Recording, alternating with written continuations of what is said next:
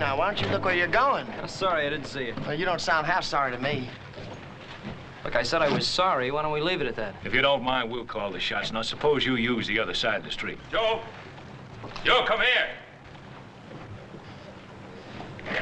Your daddy's calling you, little boy. Right, I'll take you one at a time. Joe! What's the matter, Joe? Didn't you hear me calling you?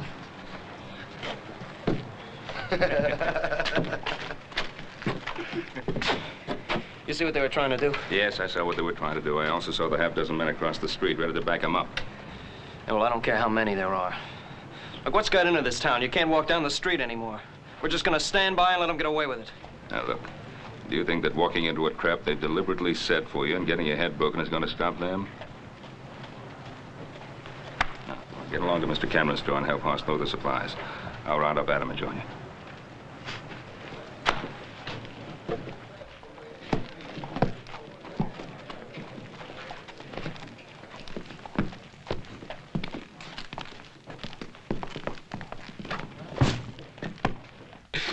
Hi, Cameron, what's your answer? You know my answer. I won't back down for you or Sam Bryant or any of the gang. Well, now, that's just plumb too bad. No.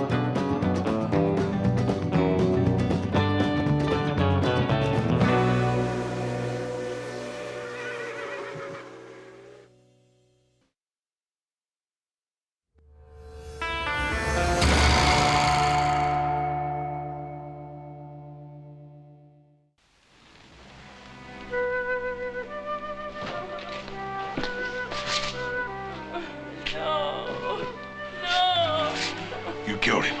Now, whatever make you say a thing like that? Joe, what's happening? Hey, Sheriff, what kind of town you running here? Gonna stand there and let that fella hold a gun on me? Sheriff, he killed my husband. Well, Miss Cameron, you don't mean that. You killed him. Miss Cameron, that's a terrible thing to say. Why, I got some friends that'd be downright upset to hear you say a thing like that. We know who your friends are. Why don't you leave her alone? Here, let me handle this. Beth, come on. I don't know what make her say a terrible thing like that. You killed him, Perkins, and you know it. I'll take care of this, Cartwright.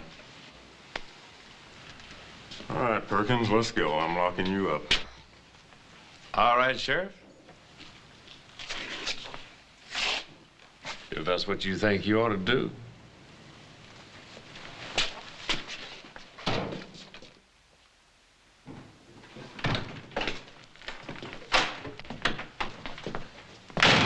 Nice, neat place you got here, Sheriff. Real nice. Yes, sir, you keep it up real nice.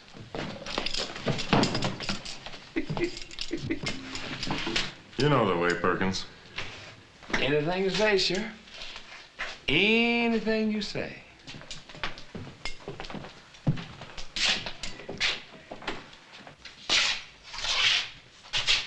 Right in there, Perkins.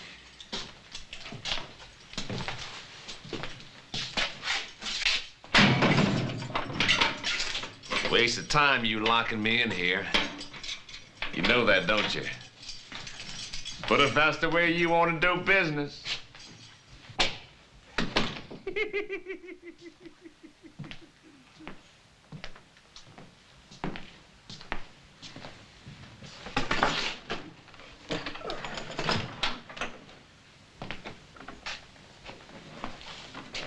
Howdy, Sheriff. Hey, tell me, you got one of my boys in here. How much is bail gonna run? Circuit judge is in town, Brian. I ain't setting no bail. That's a judge's job. Well, I suppose the judge has got to earn his money, too. That you, Sam? Sure is, Farmer. They treating you good? Just fine, Sam. Just fine as can be. They don't treat you right. You just let your old friend Sam Bryant know, you hear?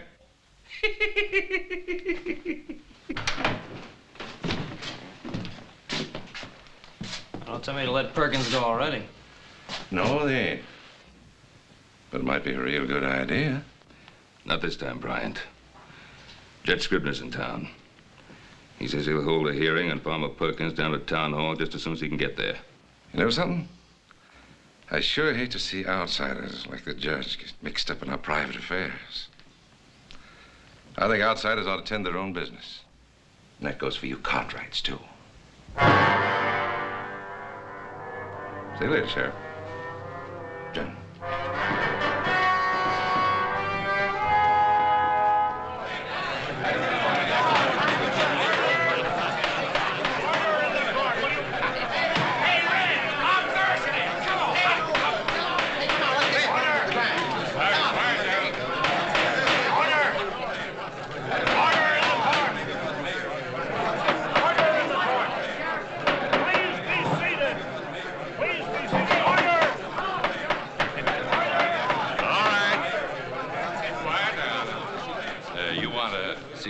Perkins get a fair hearing now, don't you? Well, sure. All right, now sit down, everybody.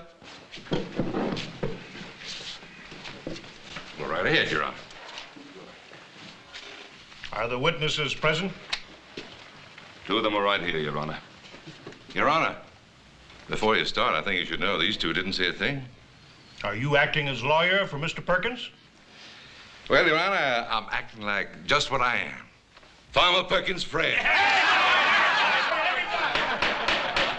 I'll not have any more of these outbursts. All right, Mrs. Cameron. Is Mrs. Cameron present in the court? Your Honor, if I may. Yes, Doctor? Mrs. Cameron is in no condition to testify at the present time. Yes, but she was an eyewitness to the alleged crime. Do you measure emotions by the clock, Your Honor? This woman just saw her husband shot down in cold blood.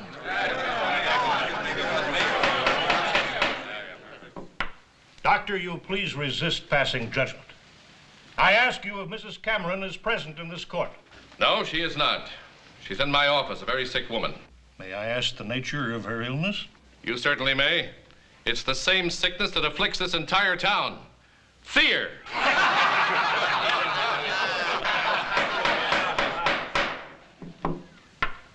Can we now hear from the other witnesses? Well, sure, we're all witnesses, everyone here. Hey, that's right. I'll be witness for you anytime, Farmer. Order. Hey, Your Honor. These here are my character witnesses. The best money can buy.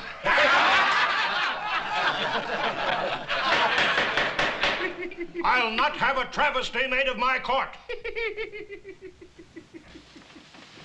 I'll testify, Your Honor. My brother and I were outside a Cameron store when we heard the shot. We ran in and found Farmer Perkins. Mr. Cameron was on the floor dead and his wife was standing over him. That's exactly the way it happened. But you did not see the actual shooting. No, Your Honor, we did not. All right, Mr. Perkins. Well, now, Your Honor, my good friends here, the Cartwright boys, they've already said all I know. It's the same thing with me, exactly. I heard a shot. I ran in, and that was poor Mr. Cameron. And that right pretty wife of his. Don't suppose she shot him, do you? Hey, that's right there, Farmer. She must have done it. Are there any other eyewitnesses to the alleged shooting? I mean, other than Mrs. Cameron. Judge, you know as well as I do what kind of man Farmer Perkins is. At this moment, Mr. Perkins's character is not on trial. Due to the failure of our only eyewitness to appear, I must adjourn this hearing. I said adjourn it. Only until Mrs. Cameron is available to testify. Meanwhile, the suspect is to remain in the custody of the sheriff. Hey, now what's he talking about? Just a minute. He's subject to bail, isn't he? I mean, he hasn't been charged with anything yet. I've already drawn up the paper, Your Honor. Hey, listen. Hey, what was he talking about? Come on, give him a drink. All right, Ben. You saw it. All legal, right down the line. I could have told you it'd happen. Well, I just don't know what's gotten into the people of this town. They're just going to stand by and watch them get away with a cold-blooded murder, because that's all it is, a cold-blooded murder.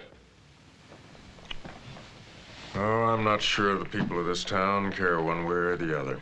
Now, what you're saying is that this case is closed. Is that it? Well, you saw what happened. I arrested Perkins, I had a hearing, and he's out there walking around. Look, Sheriff, if you want to do something, why don't you start by arresting Sam Bryant? He's the head man. On what charge, son? Associating with bad company? Keeping order in the mines? That's what he was hired for. That's what him and his men do. No, it's gone a lot further than that, Sheriff. They've taken over the whole town. So they have. We could have stopped it before it went that far. By myself, with no deputies, not a soul to back me up. What is it you expect me to do? Well, I don't know what to expect of you, but I know what I'm going to do. I'm going to get Beth Cameron to testify. And if she does, the judge is going to reopen the hearing and set a trial immediately. And if that's done, will you rearrest Farmer Perkins? I'm a practical man, Ben. And a sociable one. I don't like taking chances on my life. But if I'm going to, I want company.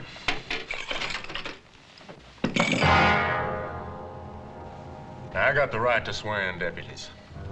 And deputies is what I want before I go after Farmer Perkins again.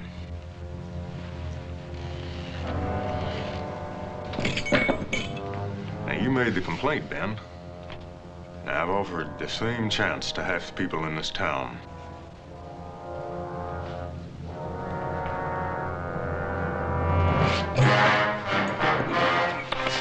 I know Beth Cameron will testify.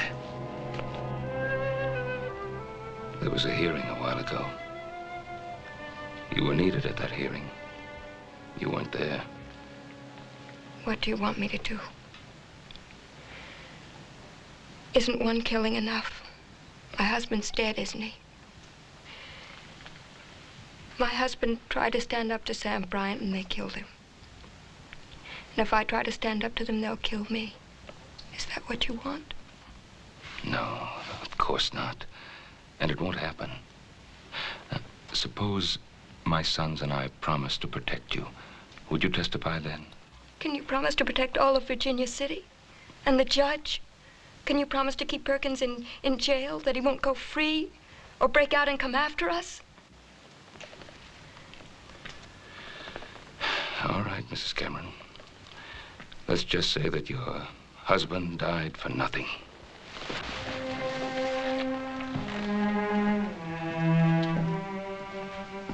Ben, wait. Please, help me. Now, Judge Scribner will be in town for a few more hours only. He says he'll hold a trial if he can have witnesses.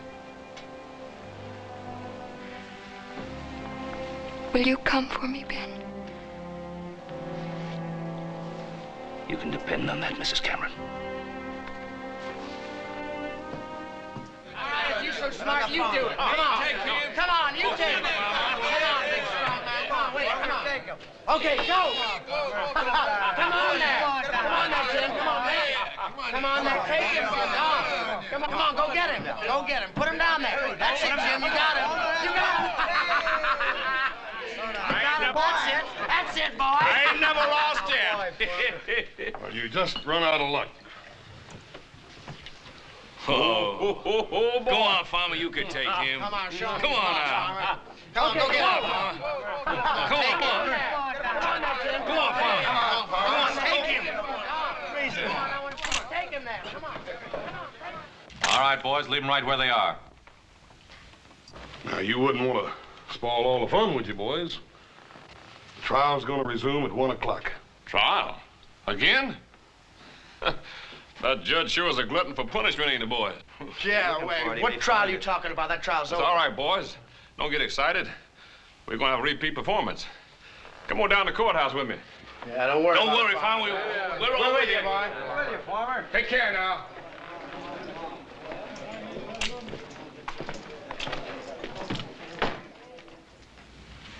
Will you answer the question, please, Mrs. Cameron? Farmer Perkins threatened to wreck our store unless my husband paid him for what he called protection. My husband said he'd never back down. Farmer Perkins drew his gun and shot my husband. Thank you, Mrs. Cameron.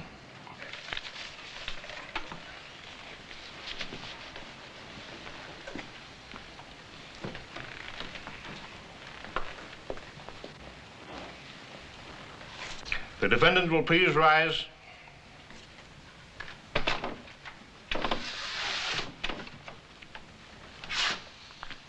Since you waive trial by jury, it becomes my sworn duty to pass sentence on you. I hereby find you guilty of murder as charged.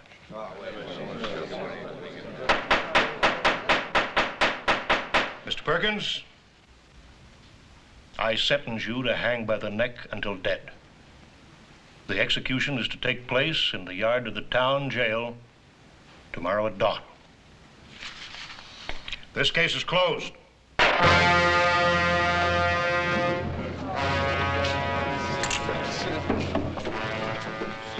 You hold the top cars, temporarily. Not for long. I promise you, Cartwrights, you'll never live to see the day that Farmer Perkins hangs.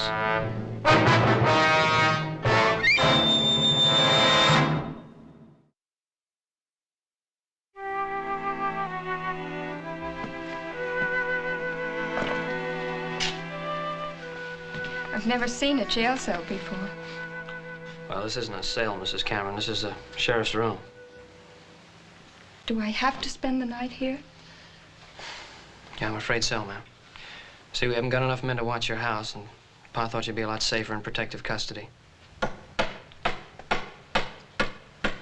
What are they doing? Can't have a hanging without a gallows, ma'am. Killings and beatings and now a hanging. Won't we ever have a decent town to live in? That's what we're trying to get, Mrs. Cameron. You have to believe that.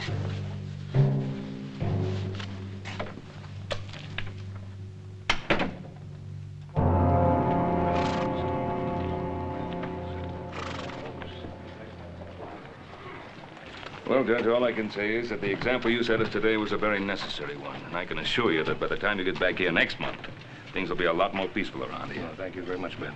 Please don't wait around. The stage will be leaving in a few minutes. Oh. Your boys will be needing you at the jail. As a matter of fact, Judge, those boys can get along without me very well. Although I wouldn't want them to know that. But we are a bit short-handed. Good night, sir. Good night, Ben, and good luck. Yeah.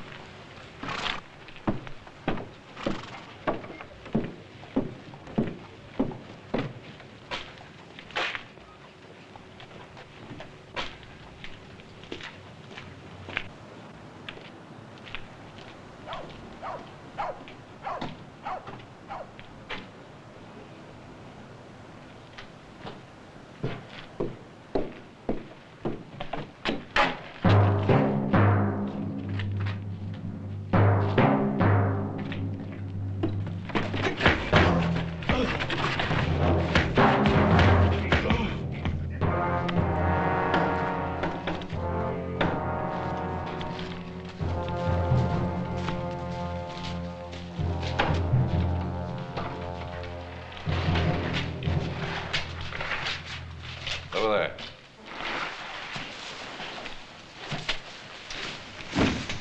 Tie his hands. Keep an eye on it. Norton, take a couple of the boys and circulate around out there. Let me know if you hear anything. Right, Sam. That's all, boys. Game's over. Got some writing to do.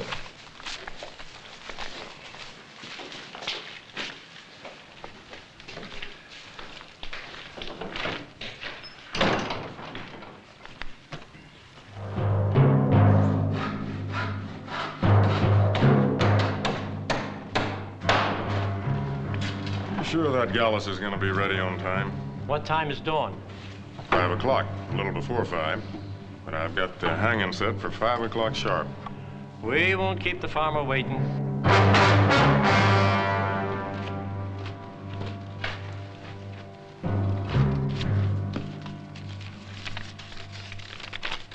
What is it, Sheriff? What's the matter?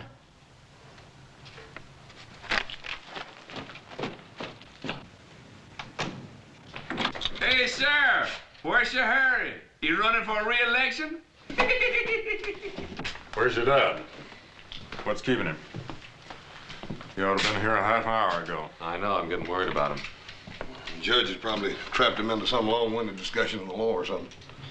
No, not tonight. I just wanted to make sure this was no crazy man's idea of a joke. Read that. Hang Farmer Perkins and we hang Ben Cartwright.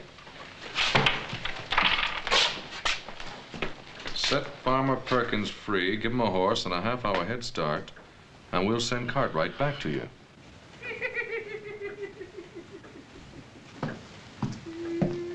Shut up, Perkins. You'll still hang. Or will he?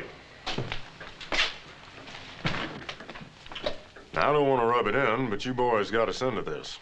Now, if you've got any suggestions for getting us out. Have you? Just this. Before you three go off half-cocked, let me give you a little advice. There's only one sensible way to get out of this mess. What's that? Let Farmer Perkins go. We don't see it your way, Sheriff. No, we don't. All right.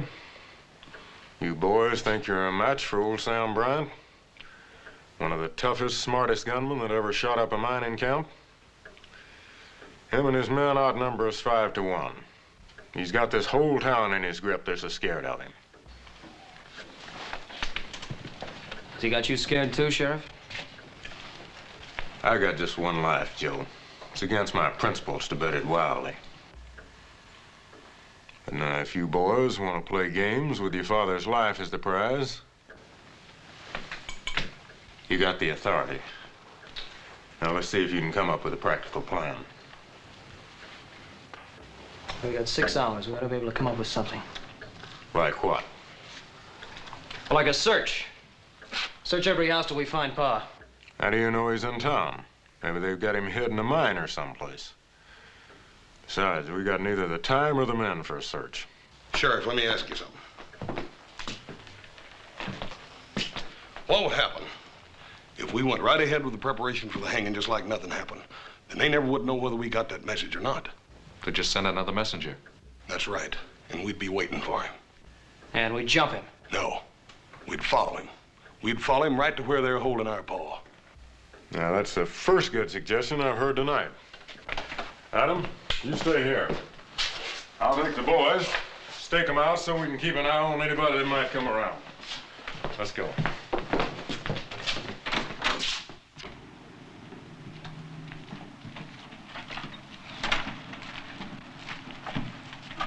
Howdy, Doc.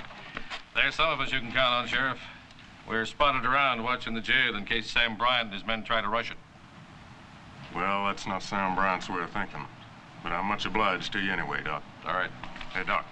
Yes? We're expecting a caller. Don't stop him. Just keep out of sight. We'll do that. Thank you. Hoss, over there by those stairs. Joe, get back here in the alley. Right. Keep your eyes sharp.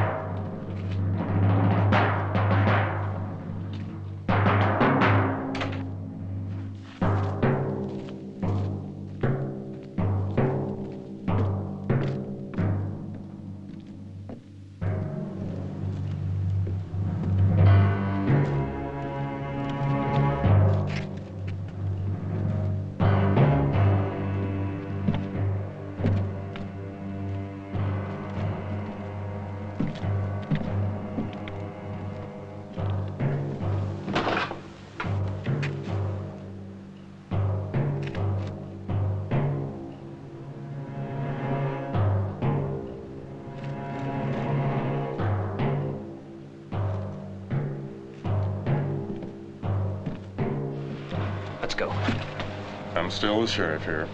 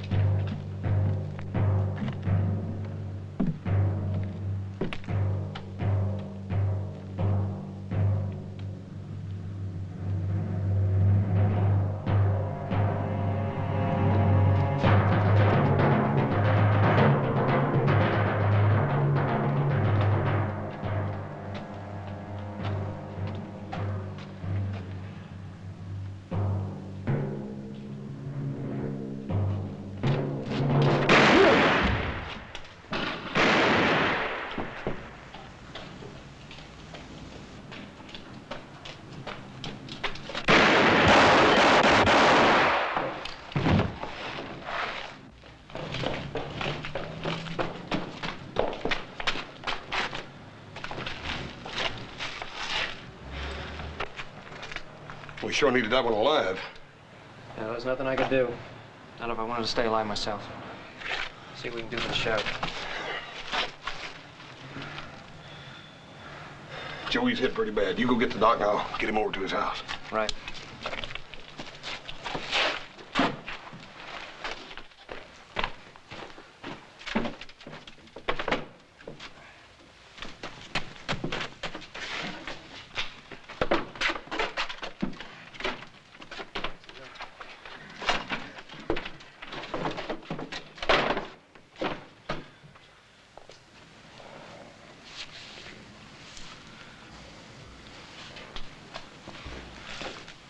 What's happened? What was that shooting going on out there? How should I know? Can't see a thing from here.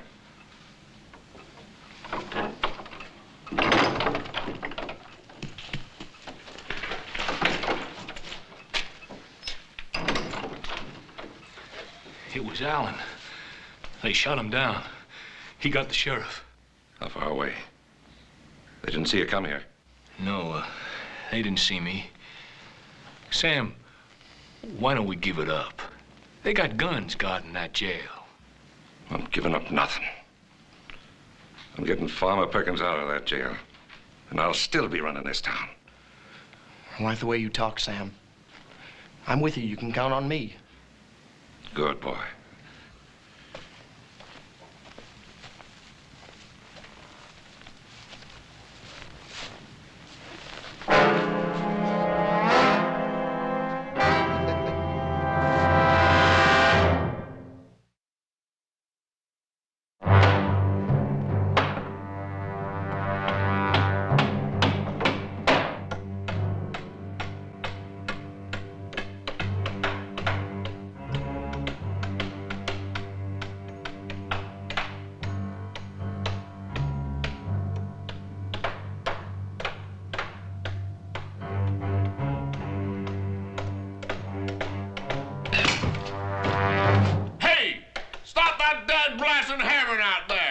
How do you expect you about to sleep?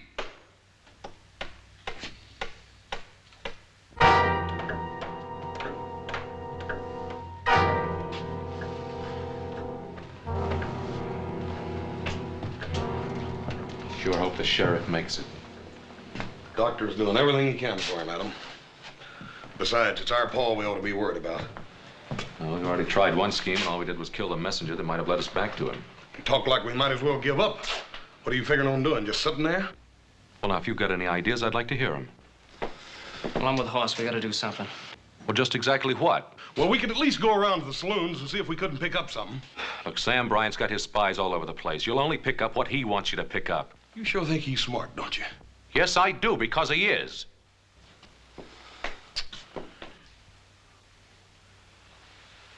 I'm beginning to feel the key lies in Bryant's mind. What do you mean? A couple hours ago, when the sheriff was all set to let Farmer Perkins go, you were both against it. Now, do you still hold to that? Well, Adam, that was a couple hours ago. We still thought we could find Paul by dawn. And now you're not so sure. Well, you're not making it any easier the way you're going about it. Look, all I asked was if you're still intent on hanging Farmer Perkins. I don't know. I don't want to stand here and play question and answer games. They got my father out there and they threatened to kill him. Maybe you forgot that, brother, but I haven't. Joe, I feel the same way about it you do. I done told you that. But Paul sure wouldn't want us all fighting among ourselves. Right, then let him start making sense. Well, if you give me a chance, maybe I will.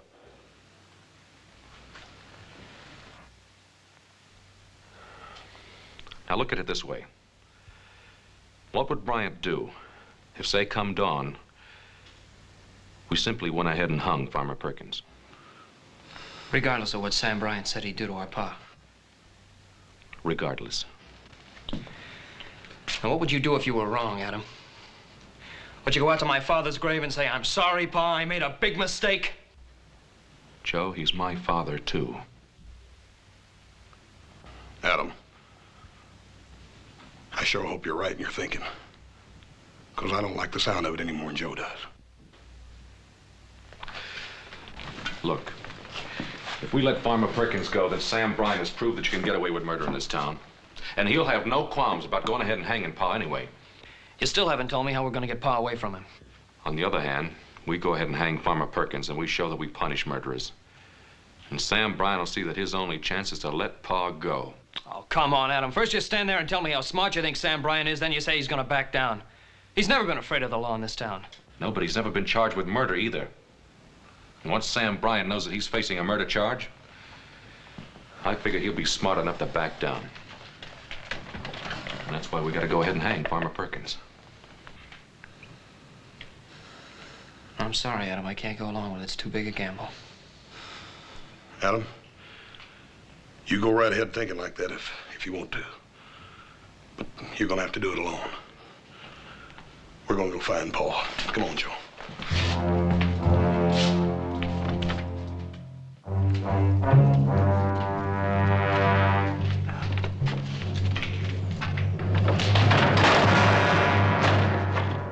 Try it one more time.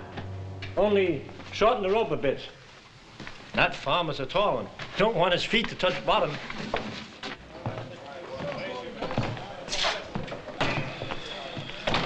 Old Comstock staying up for the hanging. Yeah, there's no lack of people.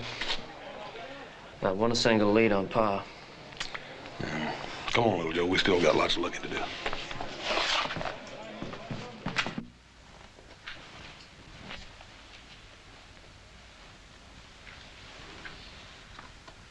What you looking at?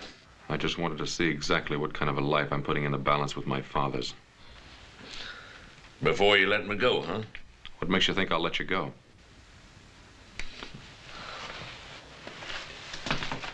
You don't worry me none. Brown will get me out of here. He's smart. And besides, what kind of son would swap his own pa's life for mine? You got 90 minutes left. You want to talk to a preacher? Preacher. What's so funny? I killed a preacher once. Back in Kansas, I think it was. What for? For preaching at me.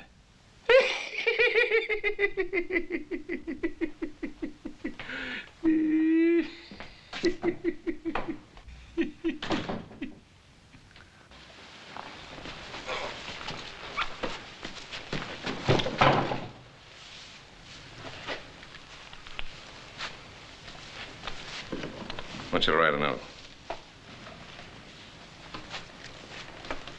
To whom? To your sons. Tell them I'm running out of patience.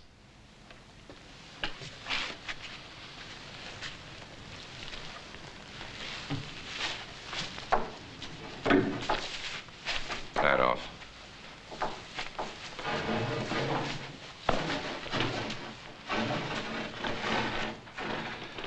Tell them to let Farmer Perkins go.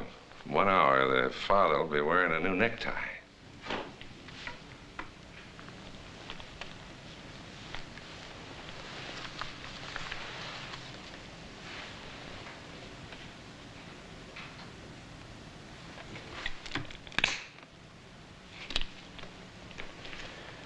I raised my sons to make their own decisions.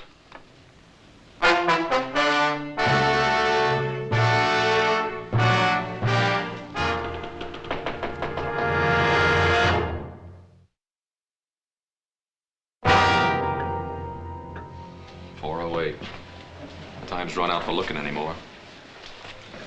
Yeah, they've got him out there somewhere. Yeah, if we just knew where. But even if we knew, 3 of us against 10 or more of them. It's a risk I'd be willing to take, Adam, for what we got at stake. All right, so would I. But in a wild gunfight, who'd be sure and get killed? One of Bryant's men would take it out on Pa first. Come on in here. Where you going? Guild Saloon. I'm going to announce exactly where I stand so it'll be sure and get back to Bryant. Well, if you can convince that bunch over there, you can convince me. Well, just remember, a lot of Bryant's men will be there to stir the mob up against me. Lock the door after us. You better hurry back. The hanging's at 5.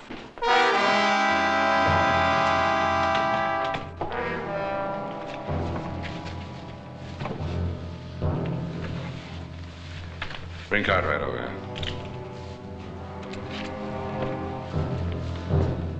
Sorry we couldn't build you a fancy gallows like the town. We'll just have to make do. Get up on the table.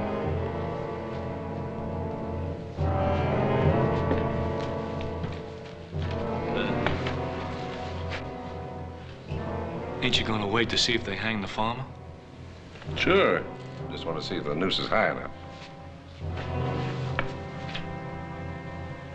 What's the matter with you, Norton? Something bothering you? No, nothing. I'll hang him. I like doing it. Whether they hang my friend Farmer Perkins or not, I'll enjoy it.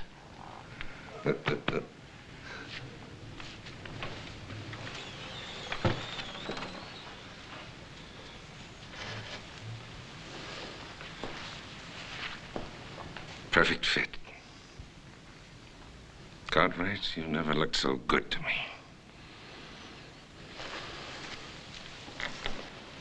Get down.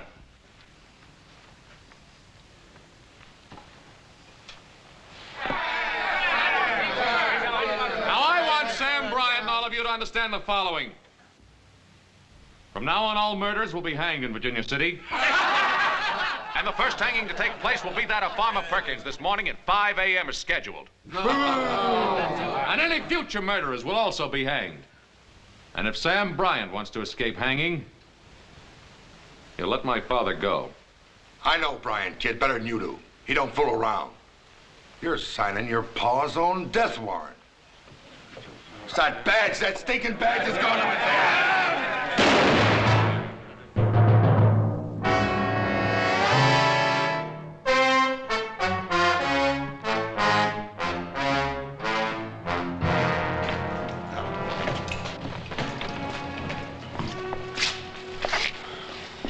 Is it the badge? Is it the law, the principle?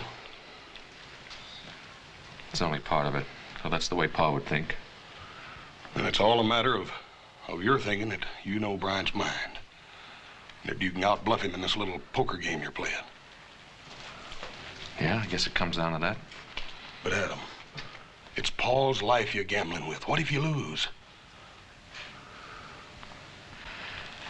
Don't you think I thought of that?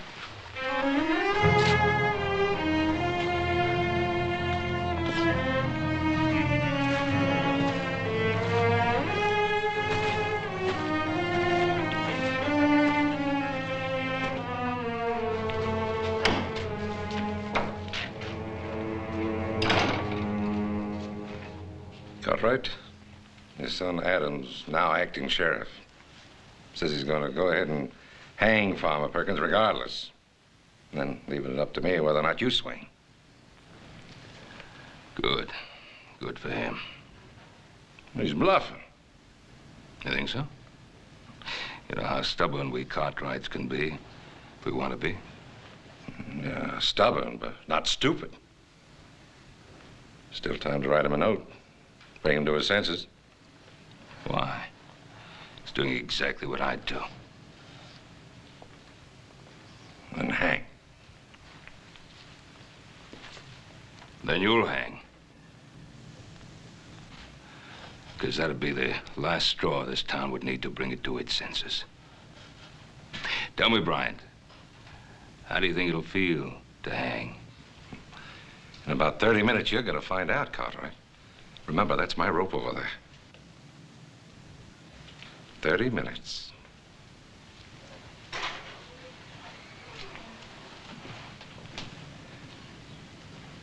I'm getting out of here, Sam. Norton!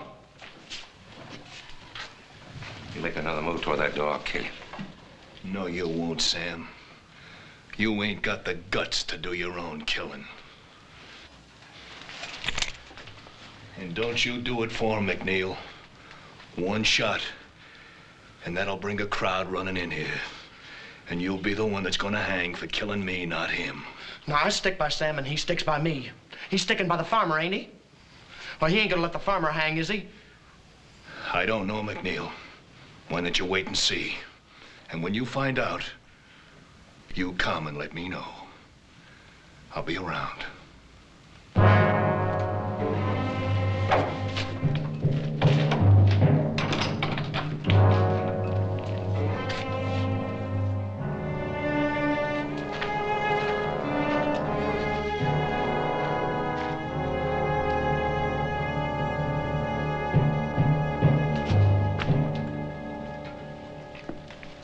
Where's Hoss and Little Joe?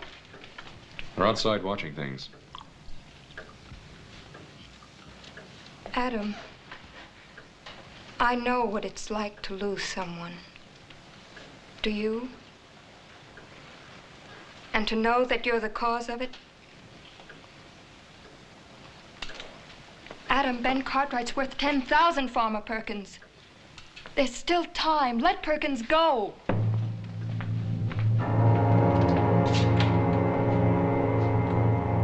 Come on, get up.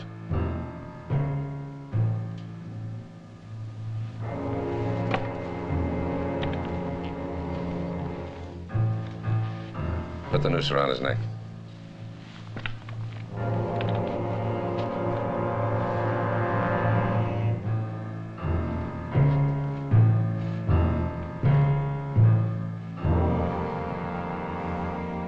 All right, get down.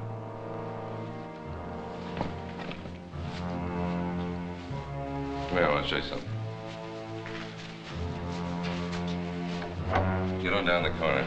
You can see the jail from there. Now, when they turn Perkins loose, come on back here and let me know.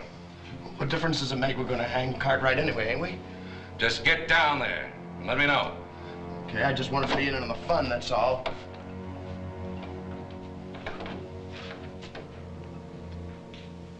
You know, there wasn't any need to send the boy. Because they'll hang Perkins, all right. And after they do, they'll be coming here for you. Let them come. They've been after me before. They haven't got a thing they can prove against me. They will have. After you hang me. Shut up, Cartwright. We ought to probably yank this table out from under you right now.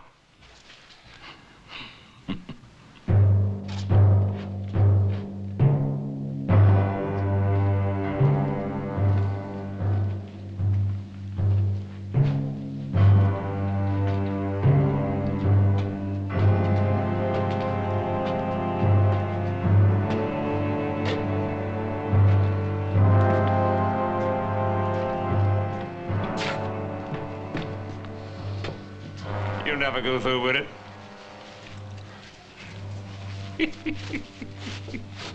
What's so funny? Old Ben Cartwright.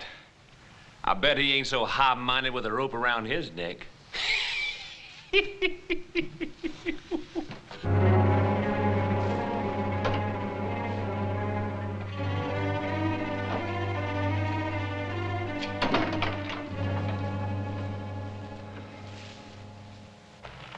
Let go of me! Come on, let go! Let go of me! Get boy. Move, boy. Let go of me!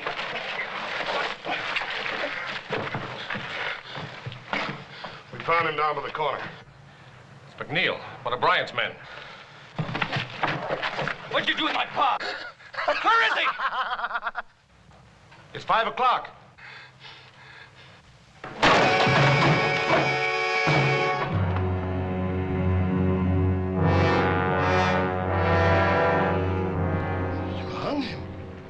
You hung the farmer. We told you we was going to, boy. All right.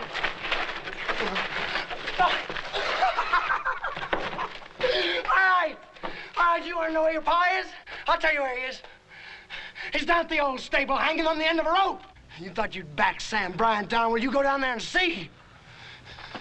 Oh, Joe, no. Go on the stable.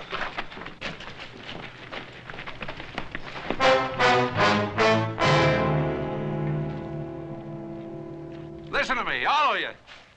Look, I brought Ben Cartwright back. I didn't do nothing. Now, look, I'm giving him back his gun. You done right hanging Farmer Perkins. You turned yellow. You let the farmer down. You're just like Norton said you was. You let other people do your killing for you.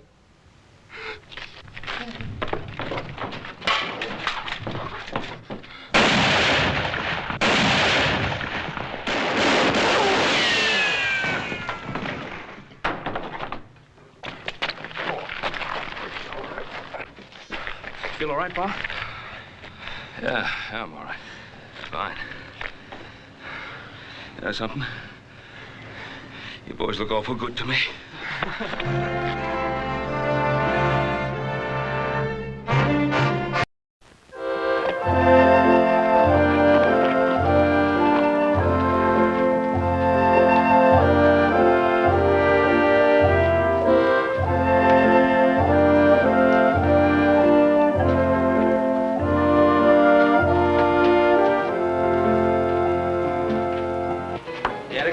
Didn't you, Doc? Huh?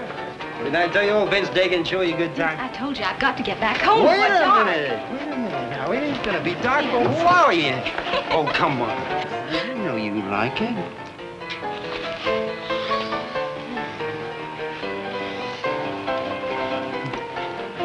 Vince, I gotta go now. I've stayed longer than I should already. In such a hurry, honey. You know how I feel about you.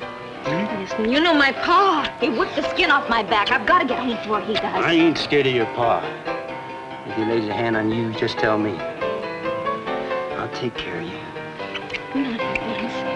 Stop, Vince. Vince, stop it. Stop it, Vince. Vince! Hey, Vince, come on, leave her alone. Oh, come on, honey. Vince, stop it.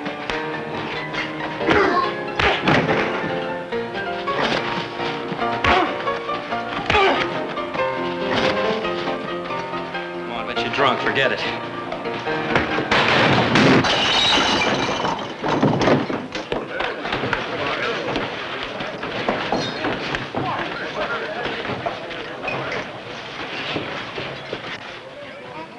Leave me loose!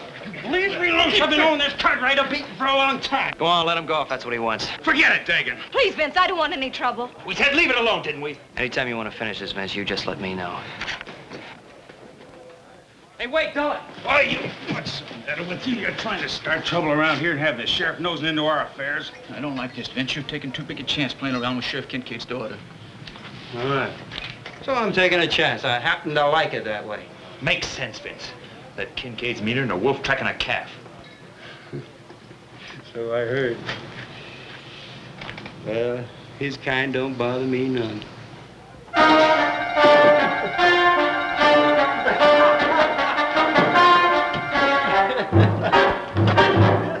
All right, so it's none of my business. Just trying to be a friend, that's all. You're always running around with the wrong kind of people. And who should I run around with? The ones the high and mighty Cartwrights picked for me? Now, look, I didn't mean that, and you know it. But you are going to get in trouble with a man like Vince Dagan. If I get in trouble, I'll handle it. And what's wrong with Vince Dagan? Oh, what's wrong with Vince Dagan? He's a drunk and a thief. We had to throw him off the Ponderosa for stealing. Well, this is not the Ponderosa. And I don't plan on holding one little mistake against him for the rest of his life. All right, Dolly, forget it. Look, I don't want to fight with you. I don't want to fight with you either, Joe. Maybe Vince isn't everything I'd like him to be. But he's good to me. I get lonesome. Dad never lets me out of this house. Well, don't forget your father being sheriff. He's seen a lot of the bad side of life. Maybe he just wants to protect you from the wrong kind of people. I guess he wouldn't consider you the wrong kind of people, would he, Joe?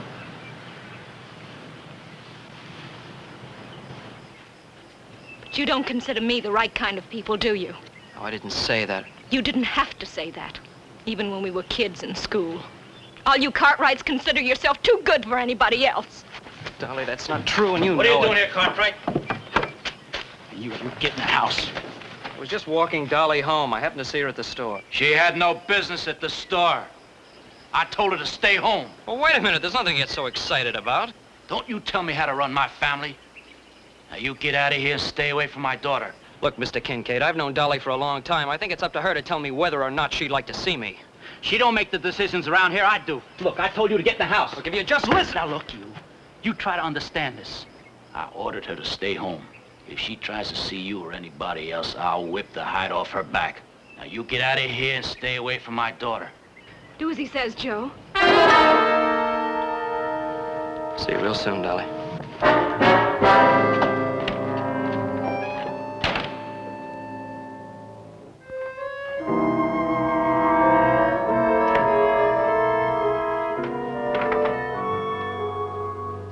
Pa, I did all my work. I even sewed your shirts the way you asked me to. Well, now, that's nice. Must have took you most all day, didn't it? Just about. Sure. Well, I'm glad to see you got more to you than your ma ever had. Her now, she'd have gone out dancing or something as soon as I turned my back. Please, Pa, do we have to talk about that? What else do you want me to talk about? Man does the best he knows how, and this woman goes running off with another man. Pa, I'm tired. I'm going. Don't you walk away from me. I told you not to leave the house, didn't I? You can't keep me locked up. I'm not one of your prisoners. All I did was walk down to the store with Vince Dagan. Yes, and you come back with young Cartwright. You're just like your ma. One man ain't enough for you. Ma didn't run out. You drove her off, just like you're going to drive me off. I'm not trying to drive you out, honey. I'm trying to protect you. Dolly, your ma believed anything any man said to her. You're just like she was. You're as pretty as she is, Dolly. And I'm not going to have you running off with the first worthless saddle tramp that whispers in your ear. I wasn't running off. I just went down to the store. To meet a man.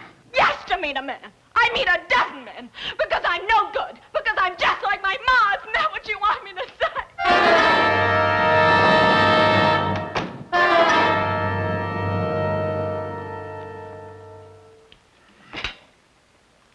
Hey, Paul, me and Adam have to ride up there and check that drift fence out today.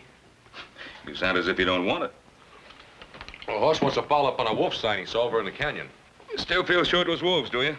Oh, sure, Paul. Ain't no coyotes ever go up in that country that high, and besides, them tracks is way too big. Well, it's possible. Old-timers insist there's still a lot of timber wolves up there. Boy, I sure would like to get a look at one of them. Well, if lack of game in the mountains has driven a pack down this low, we better do more than just take a look at one. I understand they can pull down a grown steer when they're hungry. That's right, Paul. Yeah, the miserable brutes that try to trap. I just don't like putting out poison bait. No, that ain't no good, Paul. Look here, how come me and Adam don't ride up there and take a look around? We could check with old man Traeger. He's always bragging about how he used to hunt them wolves for a living anyhow. Well, let's check the fence first, and then we'll decide. Is breakfast ready? Well, we were just thinking about supper. You sure you had enough sleep? No, not quite, but it's gonna have to do. Oh, well, do you think maybe you could talk yourself into riding fence with us, huh?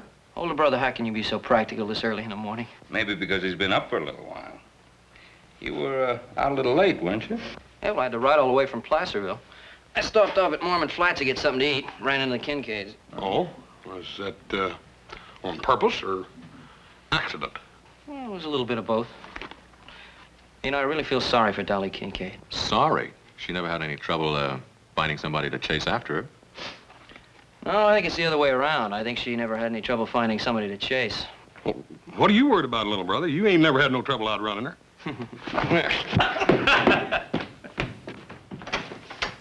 Why are you so worried about Dolly?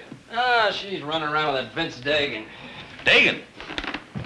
I mean, that fellow we fired last year? Yeah. I ran into him coming out of Callahan's store. Yeah? Yeah, Dagan and I had a few words. When I took Dolly home, her father ran me off with a shotgun. You don't mean literally. Well, he didn't pull the trigger, but he wasn't kidding. Well, what's he got against you? You and Dolly have known each other for years. Yeah, we can go whistle up a tree all for me. I wasn't going to take Dolly out, but I think I will now. Well, don't get involved in a family affair. Kincaids Wounds are kind of raw right now, so give him a little time to settle down. This doesn't seem right to me that she keep his daughter locked up like a prisoner just because he's mad at the whole world. Well, I don't say it's right, but you're not going to help Dolly any by waving a red flag in front of Kincaid's nose. I never thought about it that way. Tell you what, why don't you ride out tomorrow morning with Adam and Hoss? They're going out to check that wolf sign that Hoss thinks he saw up in the canyon. Now, what are you trying to do, Pa? Get my mind off Dolly Kincaid? Well, that's what you wanted me to do, wasn't it?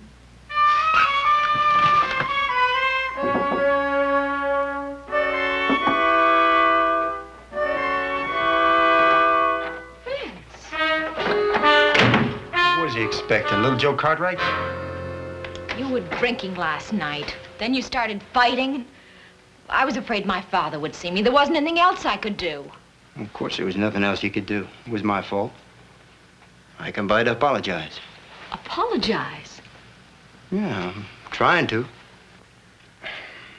I couldn't sleep last night, thinking. I don't know how to say this, but when you walked out on me yesterday, I just knew I ain't ever gonna let you do that to me again.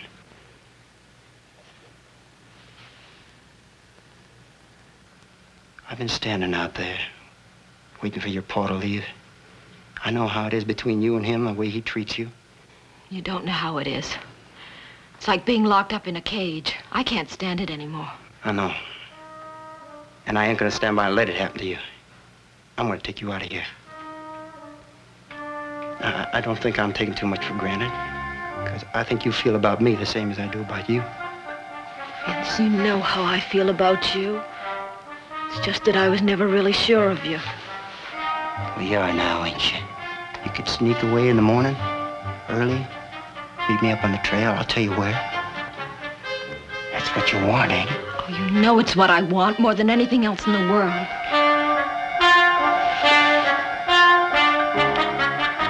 But people don't just do this. They don't just pack up and leave.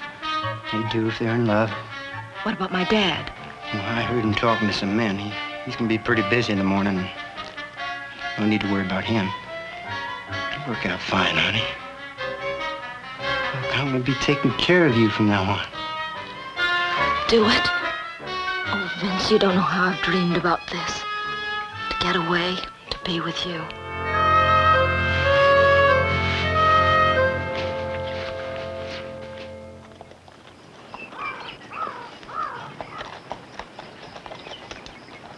Hey, look at this.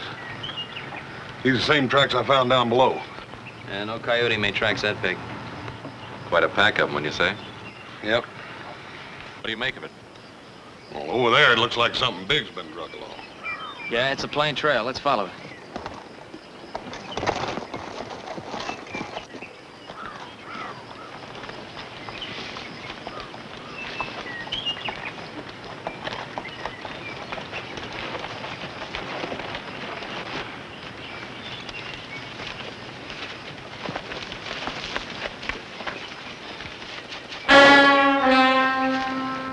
Hey, look at that tendon on that hind leg's been cut half in two. I just don't see how the wolves dragged him that far. They didn't drag him. A couple of them probably worried him till one of them got his teeth in his leg. Wolf got dragged. Yeah, I reckon we must have scared them off, huh? They didn't even touch the meat. And we didn't do ourselves any favors either. They just dragged down the next stray steer they come across.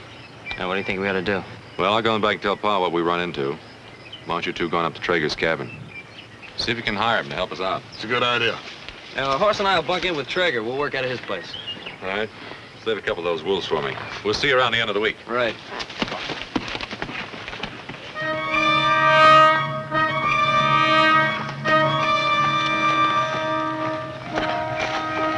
I was worrying you wouldn't come. I told you I'd be waiting. Oh, I've waited so long for you to come along. Anybody see you get away? No, I was so lucky. Some outlaws robbed the bank last night. Pa headed out with a posse after them. You sure were lucky. Did you, notice which way they were headed? Toward Fell's Crossing. Why? Well, you wouldn't want to run into your pa now, would you? Come on. Get out of here.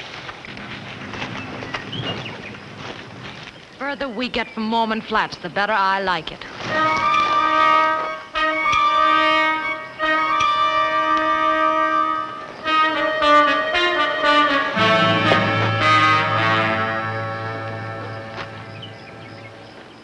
I wonder what's keeping Dagan. You know what's keeping him. That girl. Hell, he should have kept the girl out of this. Everything came off real smooth. There's even more money in the vault than we figured on. Now, you know that ain't good enough for Vince Dagan. He wants the money and the girl. I'm plenty sick of what he wants all the time. If that girl gets in my way, I'll... Now, calm down, Roby. I think it's right funny. We robbed the bank, and he runs off with the sheriff's daughter. I think that's really funny. Yeah, well, I don't think it's so funny. If he doesn't show up here in another 10 minutes, I'm moving on. You gonna go without the money, Clay? Now, Vince knows what he's doing. Now, he's got that money in his saddlebags.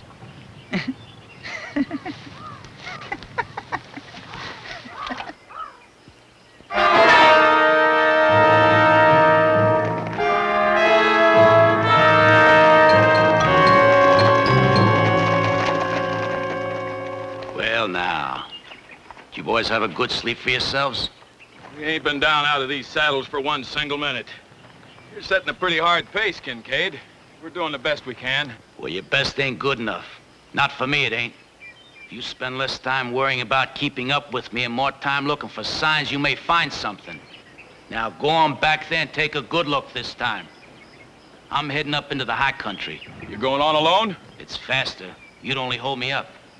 If you see anything, fire a signal. That is, if you know how to use a gun.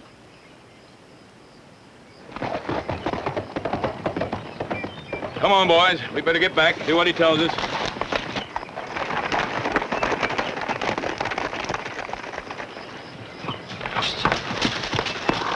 Oh! What is it? It's a posse. Get back. And be quiet.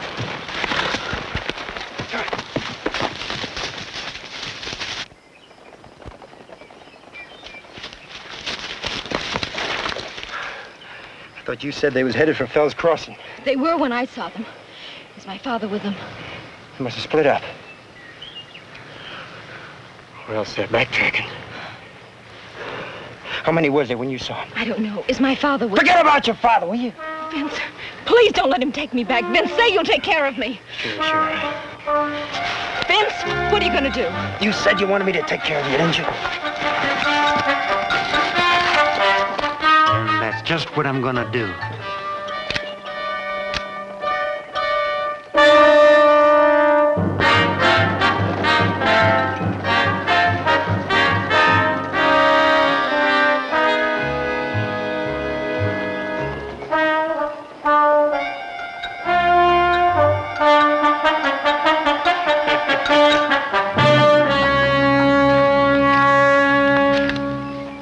Down below us. Didn't even see me. Come on, let's get out of here. I told you we'd get in trouble. Every time Dagan gets mixed up with a woman, we're in trouble. That ain't no ordinary woman. That's the sheriff's daughter. Look, it's one thing to hold up the bank at Mormon Flats, but it ain't part of the job to wait around and get hung for it. We should have cut the money into shares. Each man would be on his way by now. I'd think on that if I was you, Roby. What chance would one man have alone out there? One man against all them possemen. We stick together, we got a chance. We split up later, when we're out of danger. Just like Dagan figured it.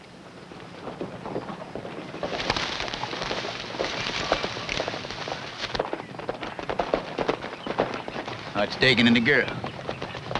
I told you not to worry. Hey, you're late, Dagan. Vince, what are they doing here? Oh, the boys? Why, you met Clegg, Roby, and Polk in town the other day, remember? Well, they're old friends, and I thought they might like to ride along with us for a while. That's all right, ain't it? Sure. Just surprised me for a minute, that's all. What took you so long? Well, hadn't you heard? Big bank robbery in Mormon Flats last night? In fact, we run into a posse back at the trailer piece.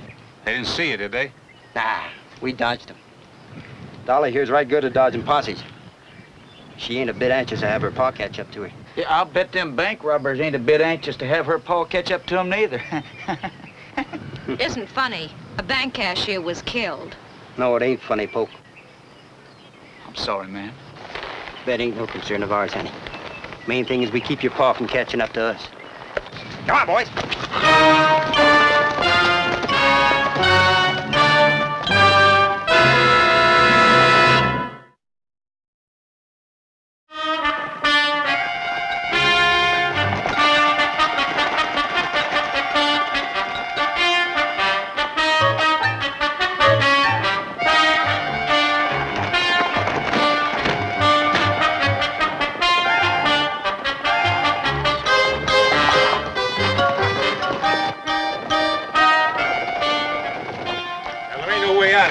Every canyon's cut off.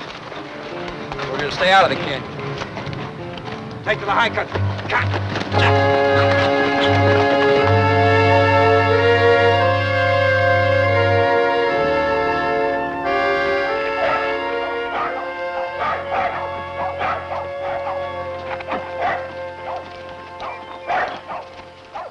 Hey, Traeger!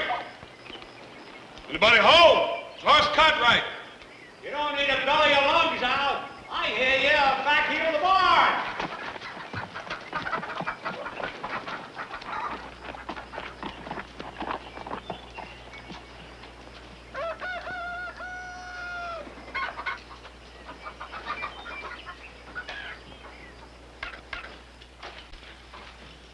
Hi, Traeger.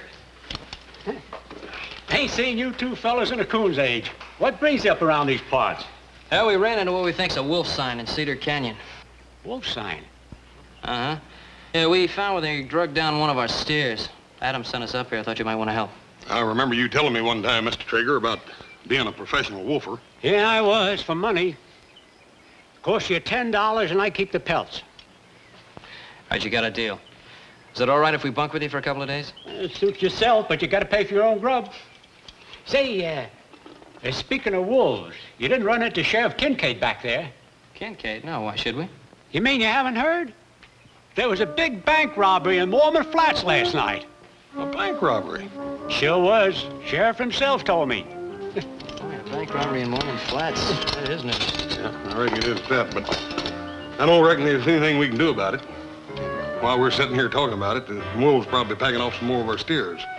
Yeah, I guess you're right. All right, come on, let's go. Don't rush me, Jess. Don't rush me. I ain't walking all the way down there. I gotta get my horse and saddle him. Hey, someone's coming. It must be the rest of that Kincaid posse. Why don't you have Traeger saddle up? I'll talk to you.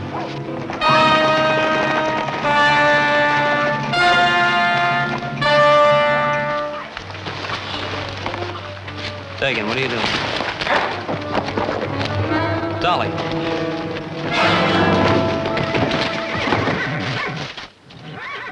Vince, what's the trouble? Keep her out of this.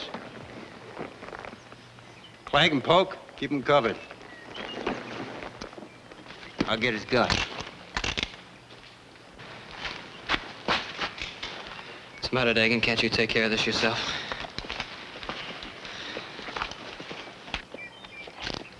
All right, you two, drop your guns. I said drop them. Well, looky here. All just one big happy family. Joe, you know anything about this? You still want trouble, Dagan? Why don't you put your gun away? I'll give it to you. Vince, I want to know why Get you're in the doing house. this. Poke, get her in the house and keep her there. Come on, Dagan, put your gun away. Keep pushing, and I'll bust this gun right over your head. I'll take care of you later. You. What do you do here? I'm just a trapper, that's all. Cartwright boys asked me to help to catch some wolves and pestering their beef. You got a lot of grub in that cabin? Some. Dagan, you ain't figuring on holding up here, are you? You got a better idea. What's the matter, Dagan? Posse getting too close? Anybody else around here? Just the Cartwright boys. Folks don't come up here often. That's just fine. All right. Come on, in the house.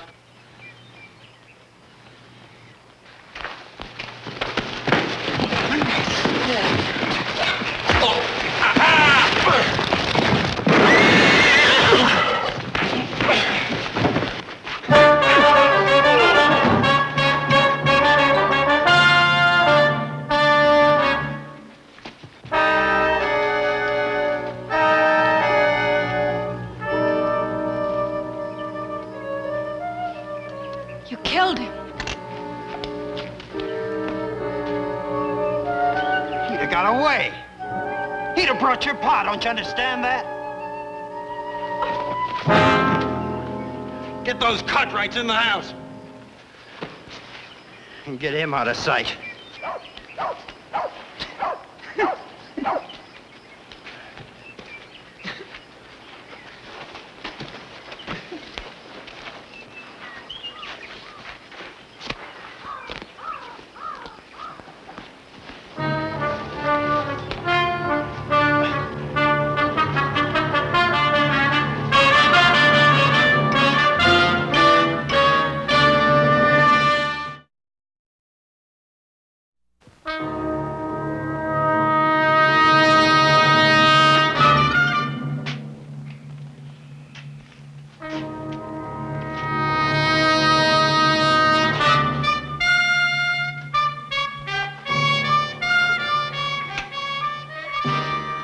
How long are we gonna stay here? Till I say we move.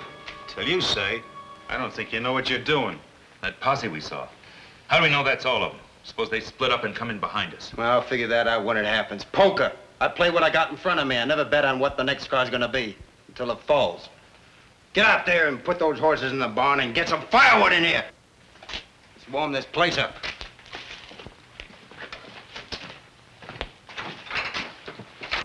Trying to duck a posse, huh, Vince?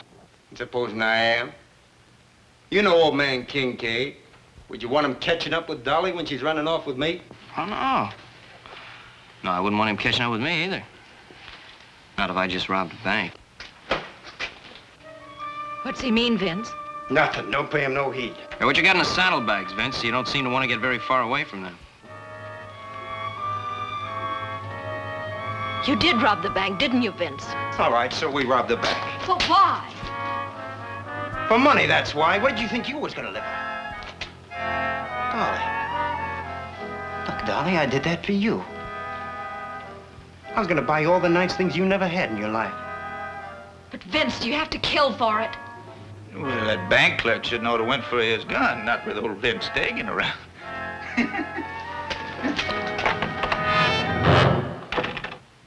Looks like you pushed it a little bit too far this time, Vince. Oh, did I? I got the money and the girl, didn't I? And what do you got? You're dead any time I tell Poke to pull that trigger. That's what you got. That's the honest truth, Mr. Cartwright. I ought to killed you, Dagan. I ought to killed you the time I caught you stealing from us. Should have done it. Now, don't you worry about it, Hoss. He's gonna get it. That posse will be back, and Sheriff Kincaid will be with him. Now, don't you think Vince figured that out? Why else you think you brung that girl along? Shut up about the girl. Hey, now, that's a real good question, Vince. Why did you bring the girl? Well, it's plain enough to see. That Sheriff Papa Hearst comes around here looking for her. Vince gonna tell him to go away, else that girl's gonna get bad hurt. Ain't that right, Vince? I said shut up about the girl tonight!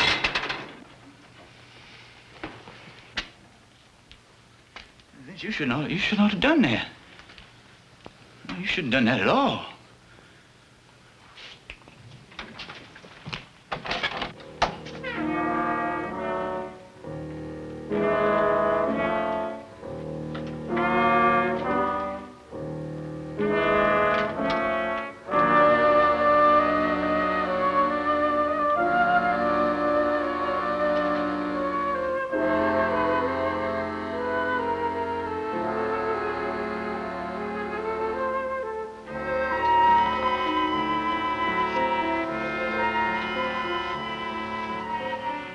I want a nice clothes for you, honey.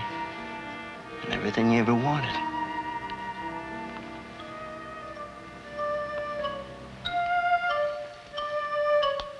Don't worry about anything. Everything will be all right. You believe that, don't you?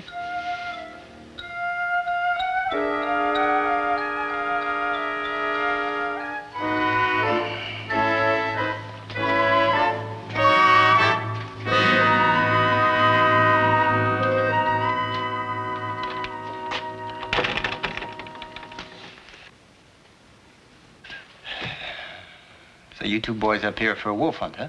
That's right. That posse's gonna get them some wolves, too. And it's gonna be the two-legged kind.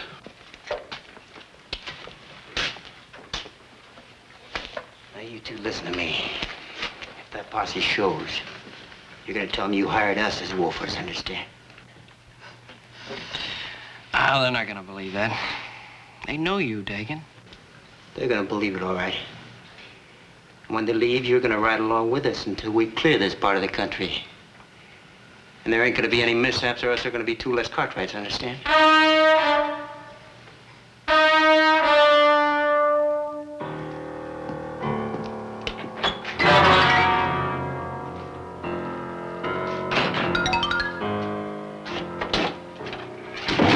Put them horses away? Yeah. Hey, where's the girl? Well, what do you care? You better be careful, Dagan. He's gonna steal your girl away from you.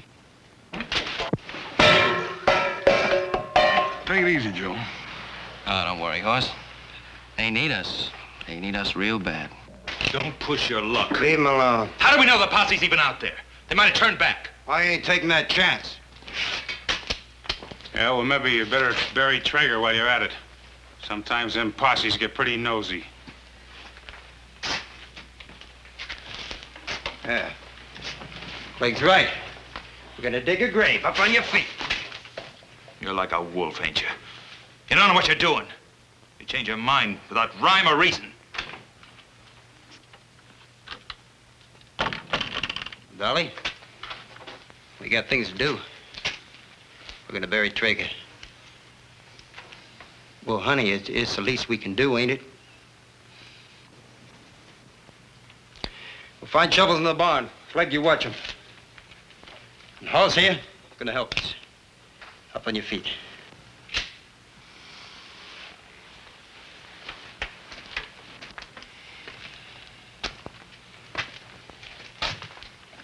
Ruby and Polk.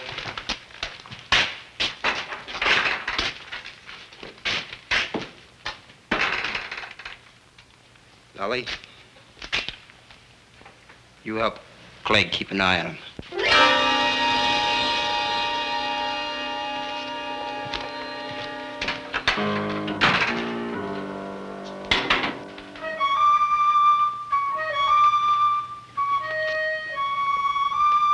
Stop looking at me like that.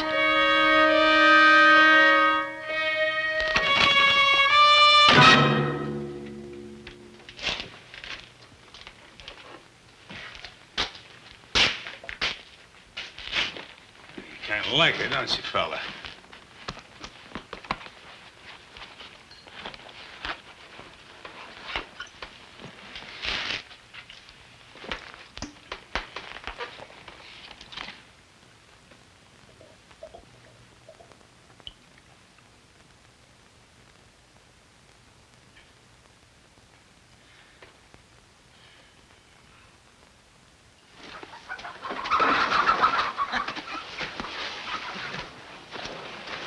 Now, you try anything and you won't see your little brother. We're gonna get you, Dagan. One way or another, we're gonna get you. Come on, dig. Let's get started. What's the matter with you? Somebody gotta watch him, don't they? Besides, you want to thank me. Who'd have thought of the barn, huh?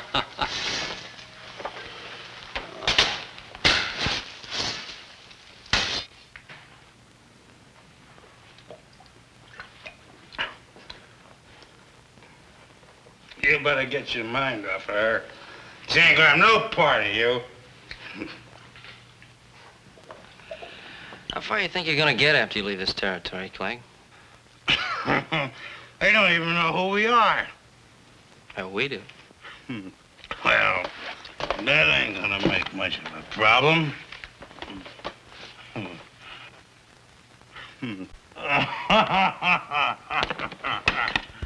All this money. I'm gonna get me shaved every day in the week. I'm gonna eat and drink until I bust. That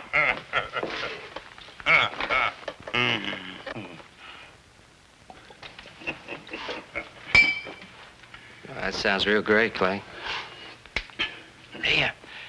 How many men you think you killed? Well,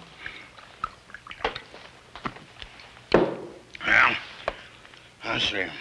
I don't rightly remember now. Let's see, there's 1, 2.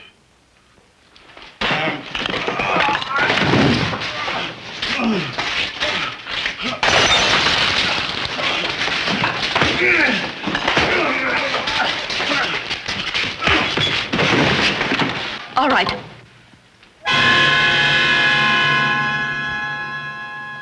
They'll kill you for this. What are you doing with them, Dolly? You're not their kind. Come on, give me the gun, Dolly. You just want to save your necks. Yours and Haas. Yeah, that's right. I want to save our necks. And I want to save your neck, too. I don't believe you. Nobody ever did anything decent for me. Nobody except Vince. Oh, nobody but Vince. You think Vince robbed that bank for you?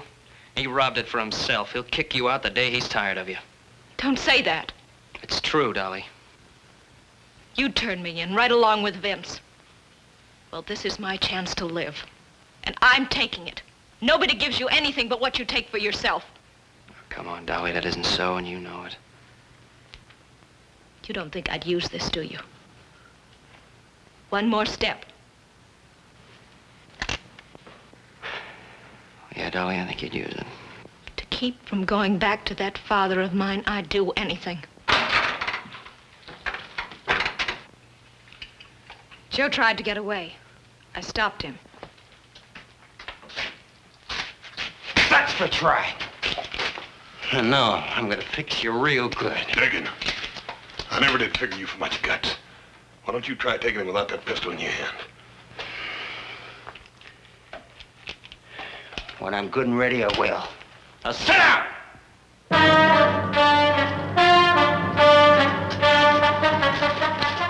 You did fine, Dolly. Real fine.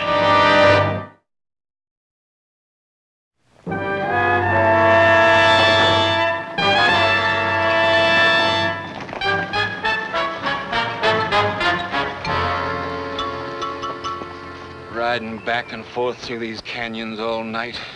What good does it do? Don't forget, Sheriff Kincaid hasn't had any more sleep than we have. That Kincaid, he's like a wolf on the scent. He ain't gonna give up till he gets what he come after. No, neither are we. John and I will ride over by old man Traeger's place. Kincaid might not have been there yet. The rest of you take a look through that box canyon down there.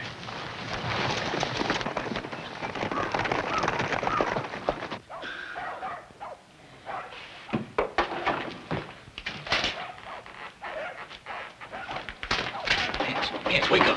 Vince, there's riders out there.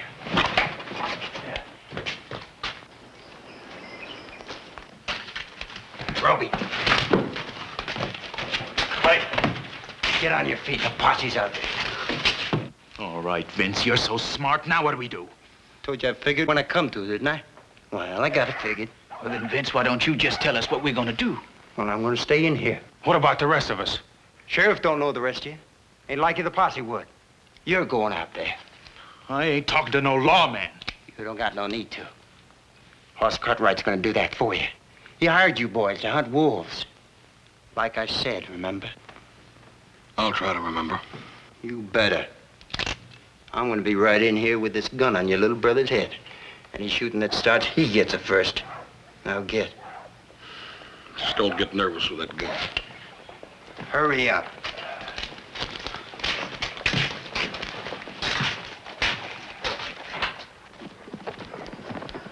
Boss, what are you doing away out here? Been some wolves pestering some of our cattle. Little Joe and me decided to ride up and talk to Mr. Traeger about it. You couldn't find a better man for the job. Mr. Traeger around? No, he rode out early this morning to set some traps. I haven't seen you boys around before, have I? There's some men we hired to help us hunt the wolves. Oh. Sheriff Kincaid been by here yet? I ain't seen him, but Mr. Traeger said he saw him yesterday. Sheriff told him about the bank robbery. We've been out all night. You know Kincaid. Yeah. I know him well enough to know that whoever those bank robbers are, they ain't gonna get away. I promise you that. Well, if you do see anything around, Hoss, you let us know, will you? We'll be around. Right.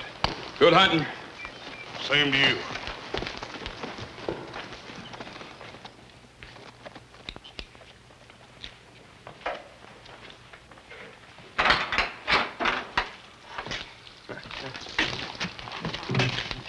Well, how'd it go? Yeah, you'd have been right proud of old Cartwright, Vince. He did real fine. What do you mean he did real fine? Last thing that deputy said was the posse'd be staying around close. What I want to know is how do we get out of here? Yeah, well, I don't know about the rest of you, but Clegg, Polk, Roby, you can ride out any time you want to.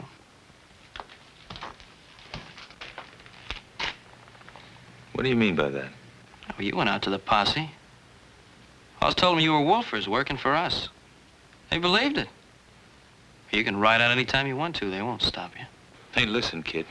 You make sense, you know that? I'm no bank robber. I'm a wolfer. I can ride right out of here. Ain't nobody walking. I'm running this shebang. And it looks to me like you're running it right into the ground. Of course, you boys want to wait around here for a while. Sheriff Kincaid's bound to show up. He's going to be a little tougher to convince than that deputy. Vince, I'm scared. I want to get out of here. Dolly, what do you have to be scared about? You got all that money? You got a man like Vince Dagan to take care of you? Shut up, Joe!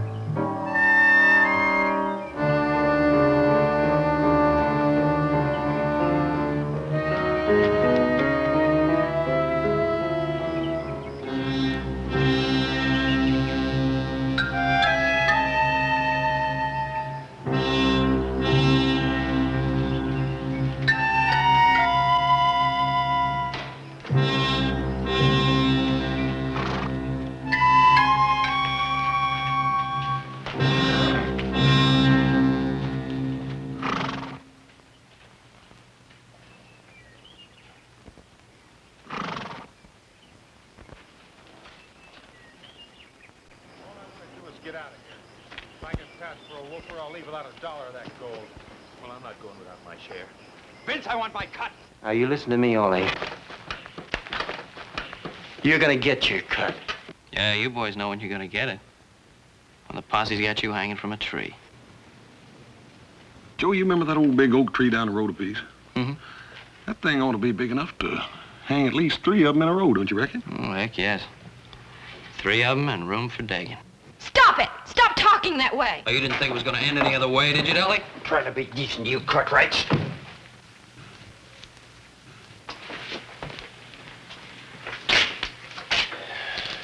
Polk, get rid of him. Yeah, go ahead, Polk. The posse will be here the minute you pull that trigger. That's right. You know, Joe, that Sheriff Kincaid's got ears like a wolf. That's what I hear. What about it, Dolly? You know him a lot better than we do. Stop it! Vince, make them stop it! Make them stop it! Never mind. I'll do it myself. No, you're not going to kill anybody, Vince.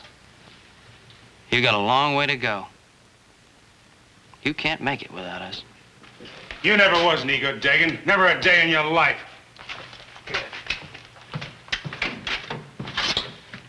What Roby says about us riding out of here, that makes pretty good sense. And I'm going, too. You just try and stop me. Nowhere. Well, it's real nice to meet your friends on a social level, Dolly. You Cartwrights. You know everything, don't you? I don't care what you or anyone else thinks. I'm staying with Vince. Now, you listen to me, all of you. Drop that gun, Dagan. Hold it! There's 4 of them, boss. Where's the other one? Kincaid, look out! Sit down. I've been asking for this for a long time.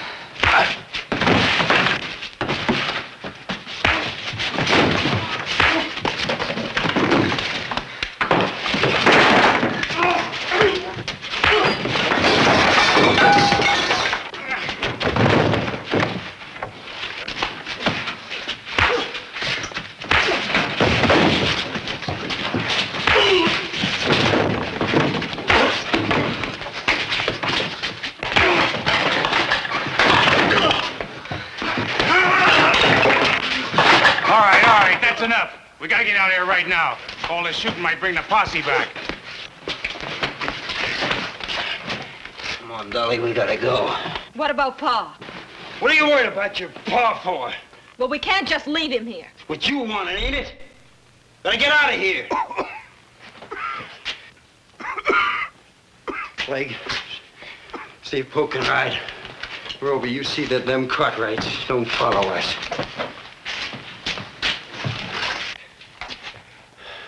Come on, Dolly. Are you coming or not? Yeah, sure, she's going with you. You're just what she's always wanted, Dagan. Come on, Dolly. You know, your father was right. You're just no good, Dolly.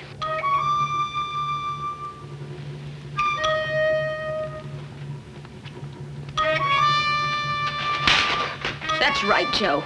I'm no good. At least not by your standards. And that's the way I like it.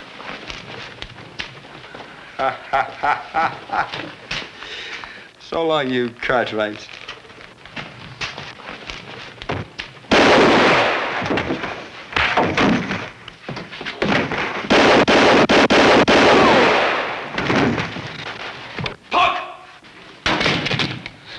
I didn't do nothing.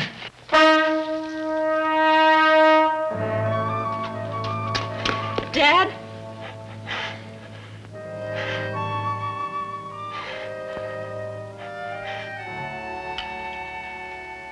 You're gonna be all right, Trev. You had a close call. The money. Did you get it back? They didn't have a chance to spend a single penny of it. You needn't worry about Dagan's boys, neither. They're all locked up tight in a jug down your jailhouse. That is what's left of them. Trev, wouldn't you like to know about Dolly?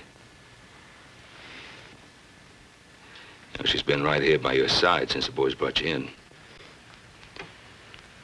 Running off with a man like Dagan. Why'd she have to do that, Ben? Well, maybe it's because she thought you didn't care. You think it was only the money and the bank robbers I was worried about? When I found out Dolly was gone. Ben, you don't know what it's like trying to raise a girl.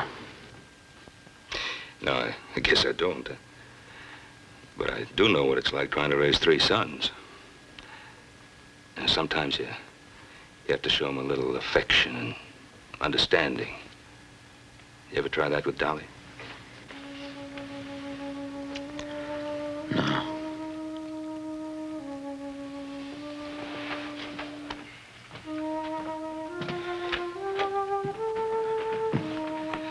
Your father's asking for you. Dolly, be patient with him. He needs you very much.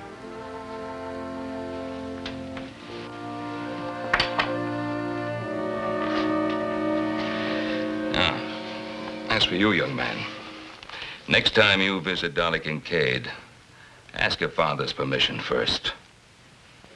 Have an idea, he'll give it to you. Yeah, but don't wait too long, because at the rate that young lady's growing up, I might just ask permission myself. Hey, wait a minute, older brother. Don't you think we got troubles enough in this outfit with one ladies' man? Well, how did you ever get mixed up in this family? I'll never know.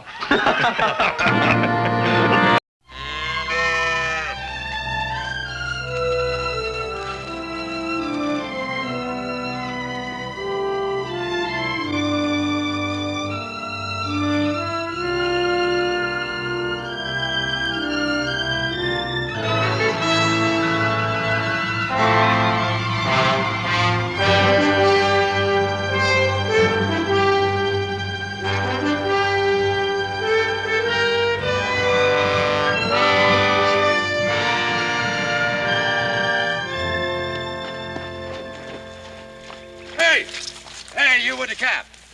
Where's the Ponderosa? You're on it. Yeah?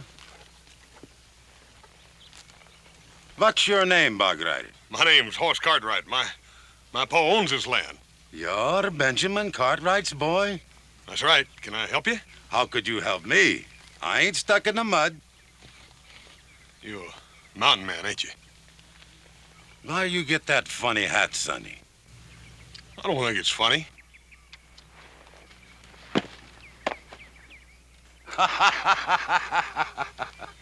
Mister, you're gonna pick that hat up. You going to make me pick up that hat? You get down off that horse.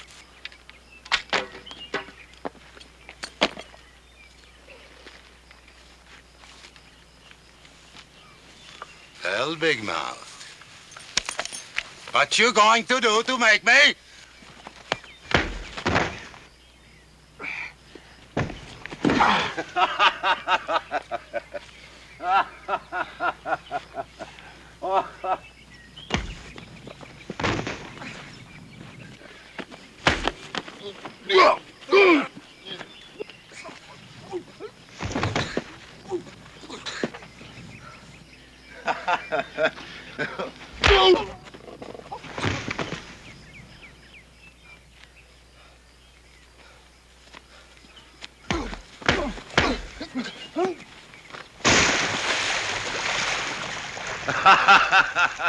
Hey, the cow has to get you out now, my nephew. Nephew? I am your Uncle Gunnar. Long time since you seen me, sonny, yeah?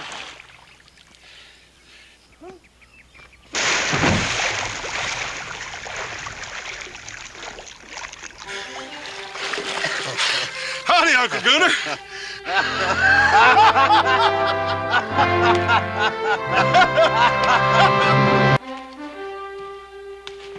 Hey, Paul!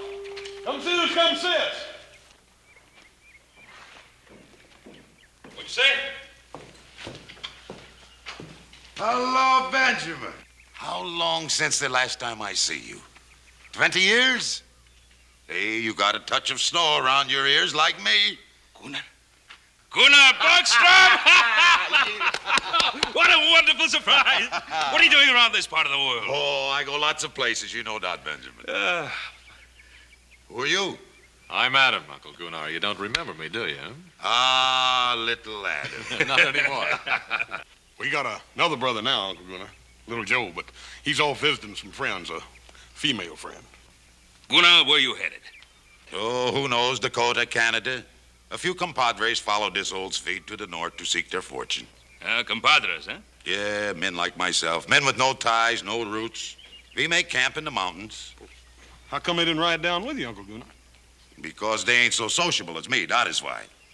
I ride all these miles just to see my relatives. Maybe my sister's husband invite me for supper, huh? Oh, Gunnar, please forgive me and all the excitement. Of course, you'll have supper with us. Come on in. Ah, good. Maybe I take a bath, too, huh? I think maybe I don't smell too good at supper.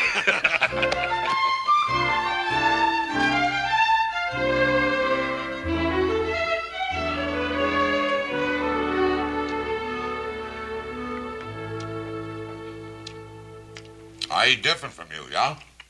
You eat a lot, that's for sure. I think a pig have better table manners than me. But I spent my life in brazos de Dios, in the arms of God, under the stars like an animal. You sure been lots of places, ain't you? Since I last seen your father, I've been in 26 countries, across 5 oceans. 26 countries and 5 oceans. You hear that, Adam? I sure did. That was an Indian lance you were carrying, wasn't it? That big sticker? Yeah. I got that from a Comanche chief. He didn't have no more use for it. Maybe because he was dead, yeah? You fight the Comanches, Uncle Gunnar? I fight anybody. You ought to know that by now, my nephew. Gunnar, you say you fought the Comanches. You ever trade with them? Well, when we don't fight, my compadres and I, we trade. Why you ask? I was just wondering if you ever ran across a bunch of renegade buffalo hunters, Comancheros. Yeah, I have heard of them. Pretty wild bunch, I hear. Now, they raid the white settlements, and then they trade off the goods to the Comanches. Is that so? Maybe that's why they call them Comancheros. I never seen none of them.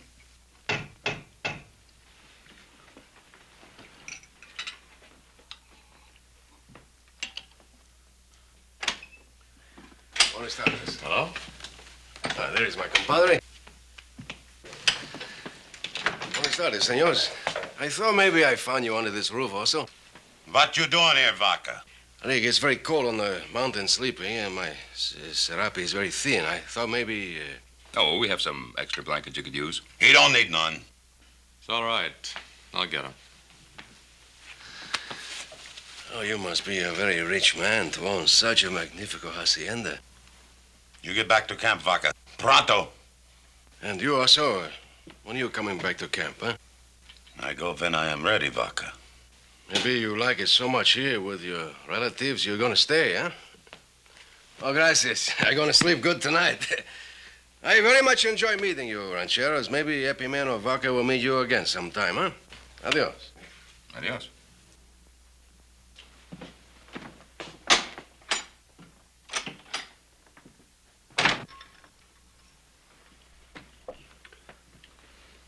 I'm sorry Dot wouldn't come here. Oh, that's all right. I gotta keep a strong hand on that one. Well, the food was good, Benjamin. I go now. What, so soon? Hey, wait a minute. Hey, Paul, how come you can't stay in that extra bedroom? There ain't no use in him going back out on that mountain. Well, of course he can. He'll sleep the night here. Oh, no, I don't think so, no. Of course you will. Oh, Why, come it's cold on. up there. We'd be glad to have you. Where would I sleep? Right there in that extra bedroom. You make yourself at home. There we are. All right. Ah, good. I don't sleep in a fine house for a long time. If I snore, you pound on the door, yeah? We'll pound hard. Good night.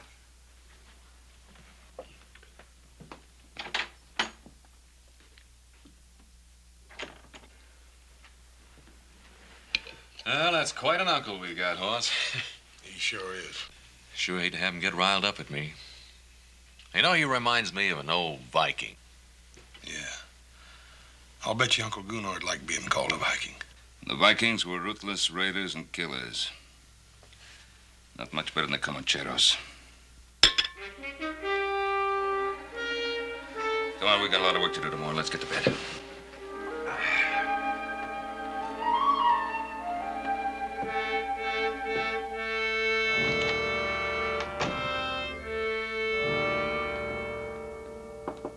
Yeah? Well, Benjamin.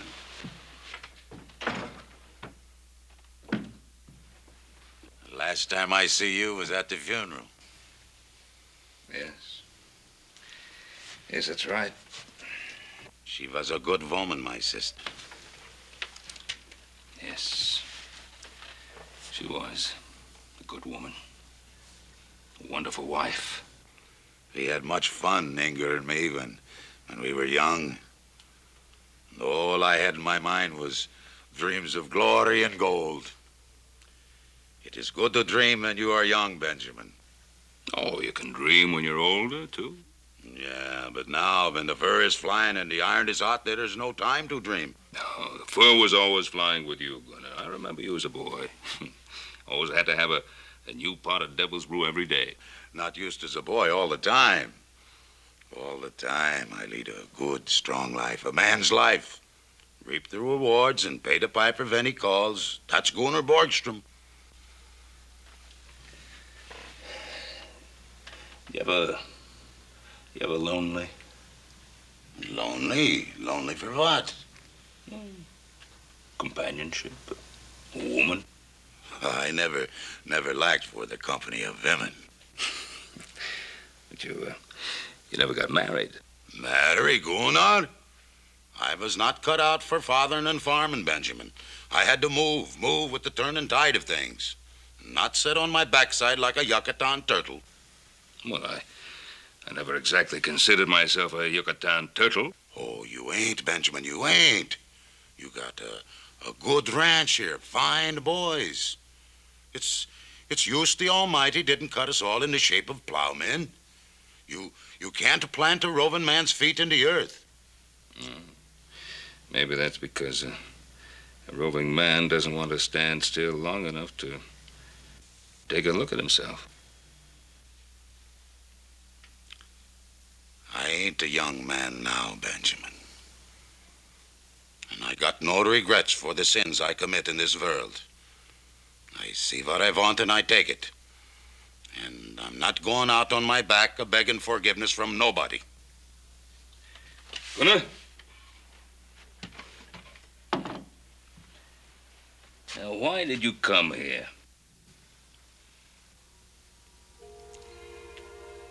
I come to see my sister's boy. My blood. Maybe I don't get no other chance. I am tired now, Benjamin. I go to sleep now. Good night. Good night, Gunnar. Benjamin. You ever dream, Benjamin? Well, yeah, sometime. I always have the same dream. It's night. Black and velvet it is. And there's a warm August wind blowing. And it's on a great ship I am. And I'm flying with that wind over a smooth sea, chasing a wisp of a small boat. It always seems to hold its lead far ahead of me. And so dark it is. So dark I can't make it out. Somehow I know I got to catch it.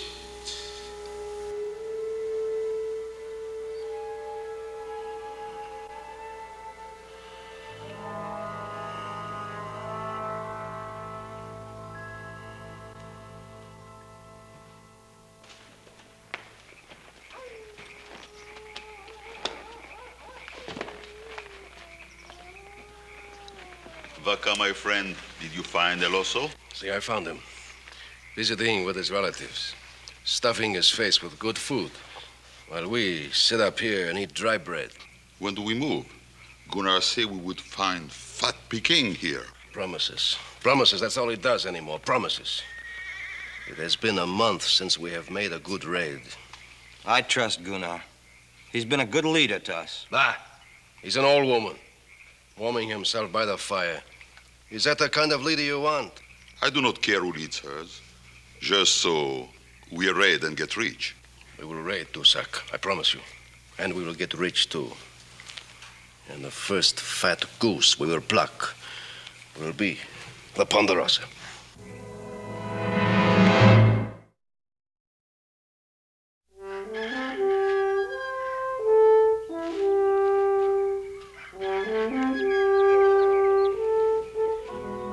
Morning, Uncle Gunnar.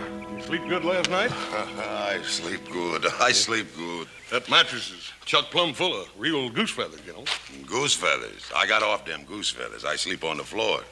I ain't so used to goose feathers as you. I reckon we are getting a little soft around here at that. Hey, how about me showing you around the Ponderosa before you leave? We ain't had much of a chance to get to know each other.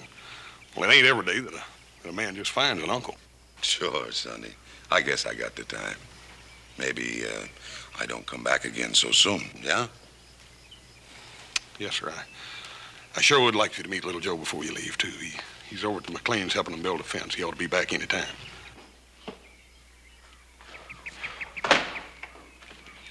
Aren't you even going to stop work long enough to have a drink of water? Carrie, just looking at you is more refreshing than anything you've got in that bucket, but I can use some of that, too. Your flattery, little Joe, is exceeded only by your ability to build a fence. Since you walked all the way out here, why don't you stay a while? Let me show you what I've done. Oh, I know what you've done. Uncle Abe has been singing your praises all morning. He thinks you're just about the finest thing there ever was. And, how about you? What do you think? Well, I told you I was glad you came over to help out, didn't I? Mm-hmm. Is that the only reason you're glad? You know it isn't. It's just that I want you to know I think it's wonderful the way you and your pa and Adam and Hoss have helped Uncle Abe and me since we've been here. Well, it's pretty easy to help a man like your uncle.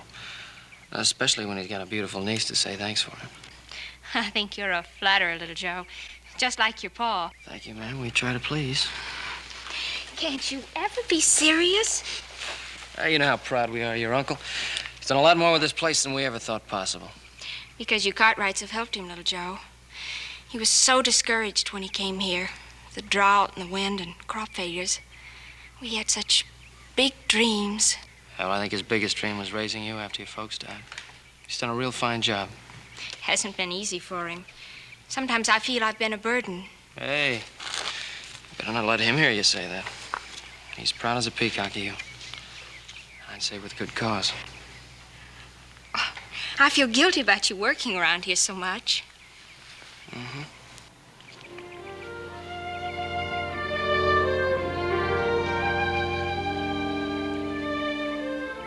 You know, I wouldn't mind becoming the permanent fence fixer around here.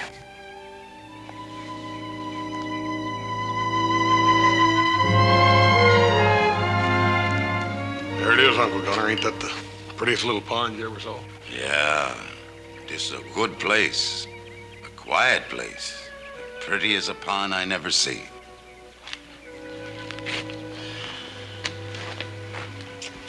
Uncle Gunner, there's something I've been wanting to ask you. You know, I was just a little feller when my mother died. I don't remember much about her. Pa's tried to tell me everything he could, but, well, I thought maybe you being her brother, you could add something to it. Well, we didn't get along so good. I was a wild one, and she didn't like that so much. But she had a soft heart, that girl. Pa says she sure was pretty. Great big blue eyes and blonde hair. Blonde as the snows of Dollarn. But it ain't good to talk about the dead, sonny. You can't bring nobody back once they're gone. No, I reckon you can't. I guess that's why I want to know as much about you as I can before you have to leave. You want to know about me. You wouldn't like what I had to tell. Maybe I wouldn't. Then again, maybe I would. I think you wouldn't. Uncle Gunnar, what you gonna do in Canada? Canada? Yeah, that's where you're going, ain't it? Oh, yeah. I think I go there. Why don't you stay here with us? Because I ain't no Yucatan turtle, that's why. You ain't no what? I got to move with the tide and turn of things. So I don't have to take a good look at myself. Yeah, this is a good place, sonny. It's quiet here.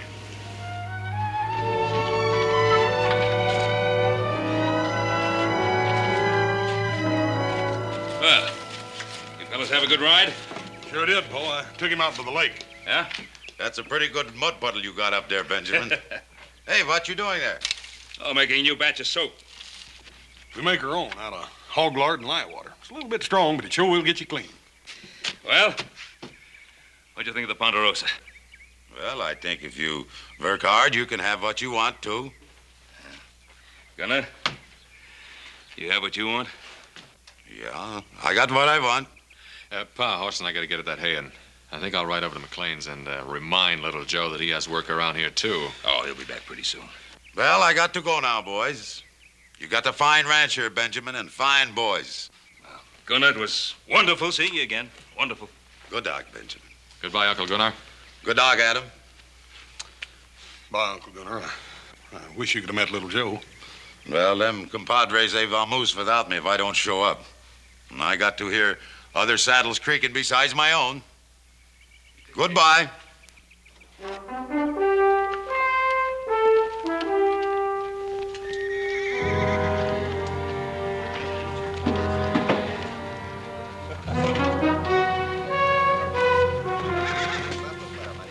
I don't remember giving no orders to move out. You didn't give it. I did. You think you're a man enough to be the padrone of these Comancheros, Vaca? Sure. I ain't got no relatives. What does that mean? When a man got ties, he gets soft in the belly. I ain't got no ties. No?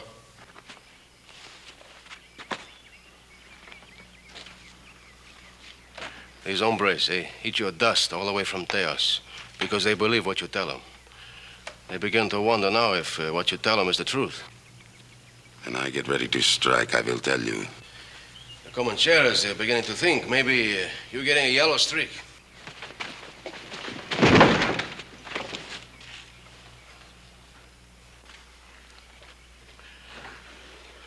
The bear makes a big growl, huh?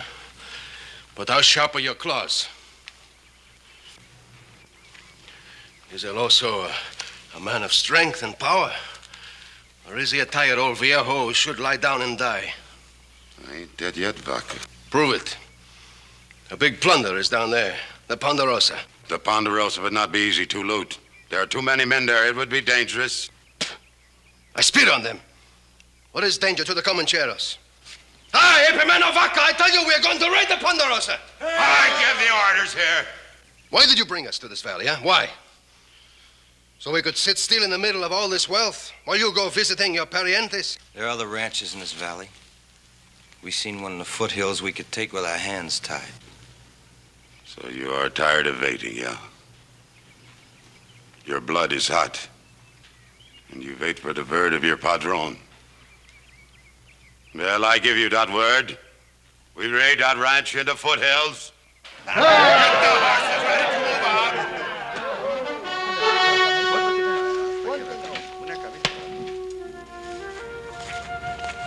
hope you're real hungry, little Joe, because I baked an apple pie. An apple pie, huh? Don't you like it? Like it. It's my favorite dish.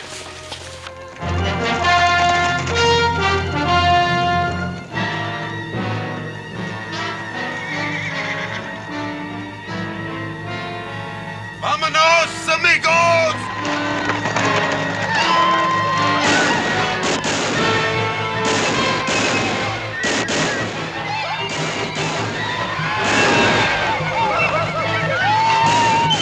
Wait.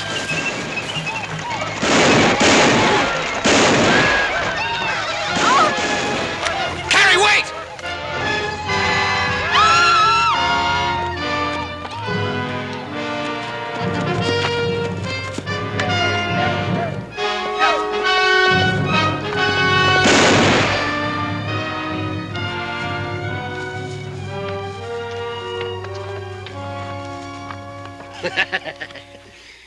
Is this your sweetheart, my little mosquito, huh? If he ain't, maybe I can be your sweetheart, huh?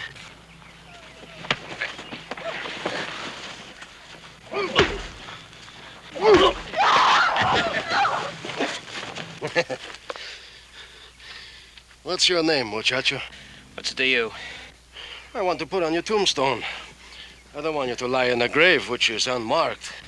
Well, the name's Cartwright. Joe Cartwright. Be sure to put it in big letters so everybody can read it. You say you got no ties, huh? Or maybe we take one of your relatives for hostage, huh? I mean, you say you don't care about him, right? He ain't no relative of mine. He say his name Joe Cartwright. Get up, Sonny.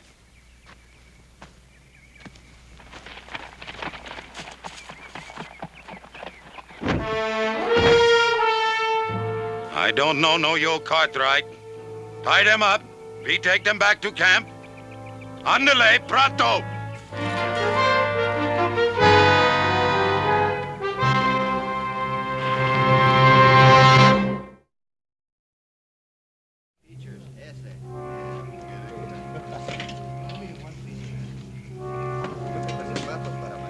There's nothing to be scared of. They're gonna let us go pretty soon. No, they won't. They'll kill us. Like they killed Uncle Abe and Mr. Krager. Carrie, don't start thinking that way. If they were gonna kill us, they would have done it back there.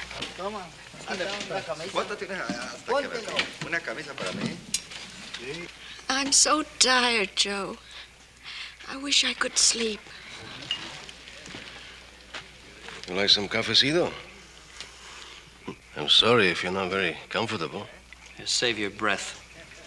You're gonna need it when half this country comes looking for us. Why are they looking for you? You something special? Your papa's a very rich man, huh? Importante. Yeah, importante. Yeah, enough to have the sheriff and 200 mountain men down on your back. I do not think your papa do that, muchacho. Your papa got too many relatives to worry about. What relatives? Him. He's your papa's brother-in-law. You're a liar. No, I tell you the truth, muchacho. That old bear, he's your uncle. He's visiting with your papa. While you were visiting with your sweetheart. You sure you don't want some cafecito? Get the men to lighten the wagons. We move out tomorrow. I don't want any junk slowing us down.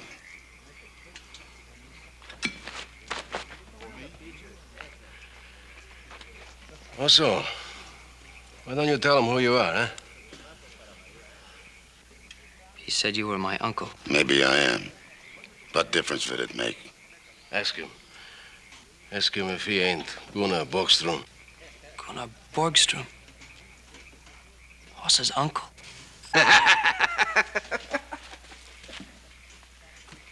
Wait! No, you ain't no uncle of mine. You couldn't be. You're a filthy, murdering skunk. You got a big mouth like your brother Hoss. I just can't believe it. He's been talking about you ever since we were kids. I don't need any of his talk. No, that's right, you don't. The only thing you need is a box big enough to bury you in.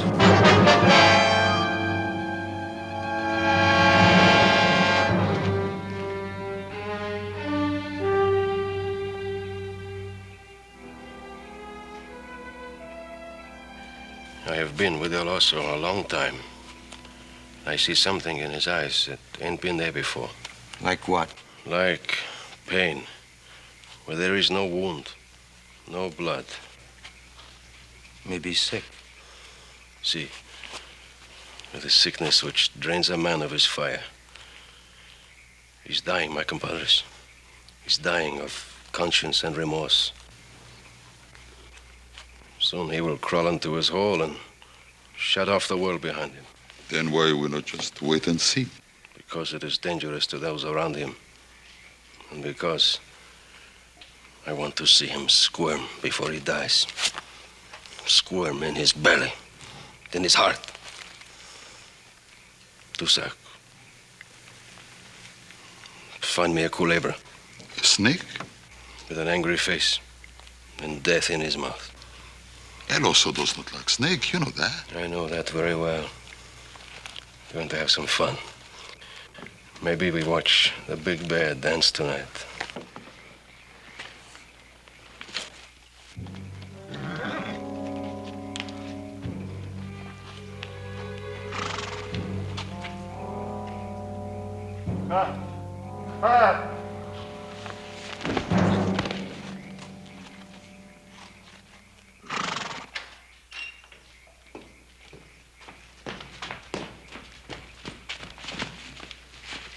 Abe McLean, Holmes.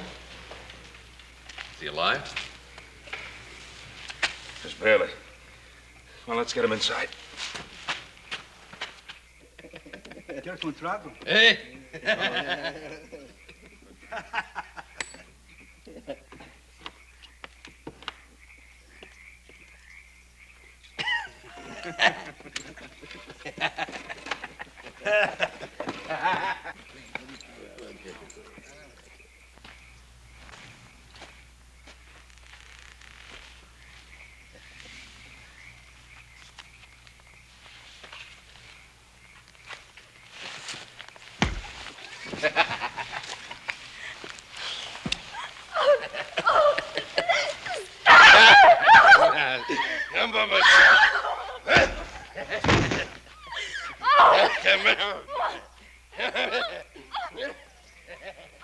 Hola, Comancheros. I bring you His Majesty the King of the Chamiso Bush. The Shiratlo Snake.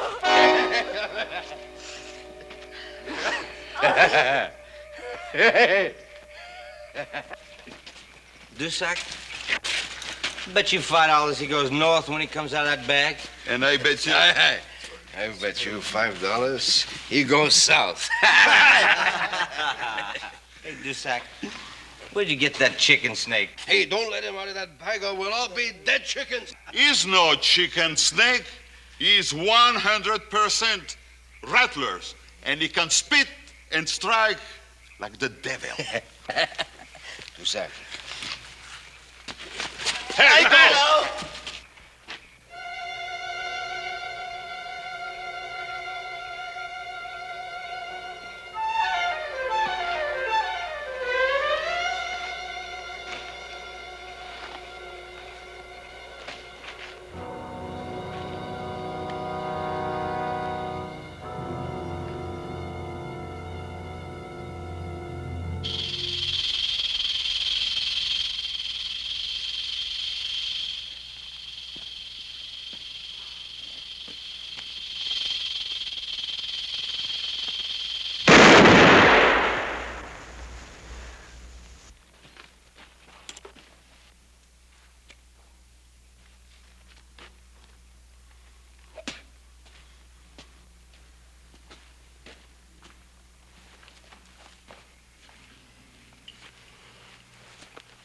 So this Cartwright don't mean anything to you, huh?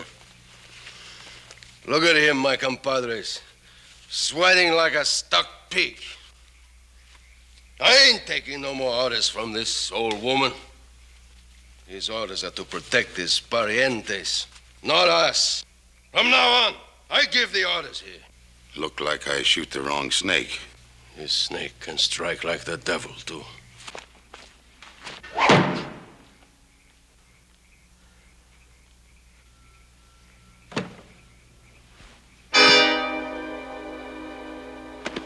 Drop that gun, hombre.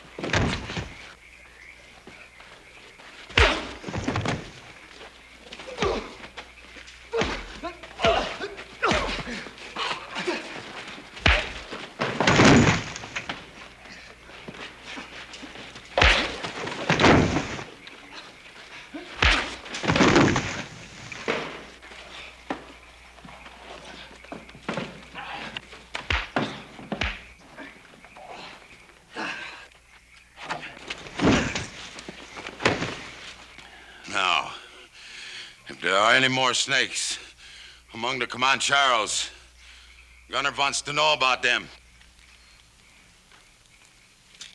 No? All right, then.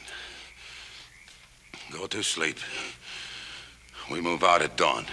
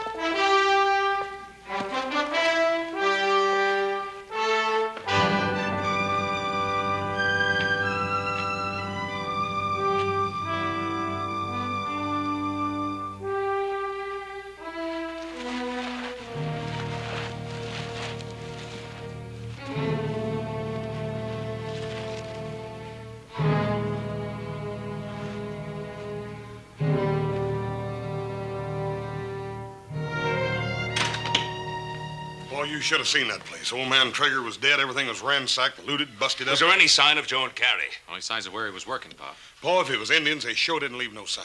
It couldn't have been Indians. They needed wagons to haul away as much stuff as they did. What difference does it make who it was? They've got Joe and Carey, haven't they? It's all right. Abe, it's Ben Cartwright. Take it easy now. Everything's all right. Ben? Abe, who was it? The leader was on a big black horse. Old man with a beard. Big Mexican hat.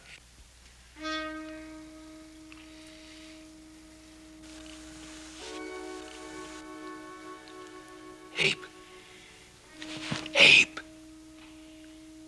Was he carrying an Indian lance?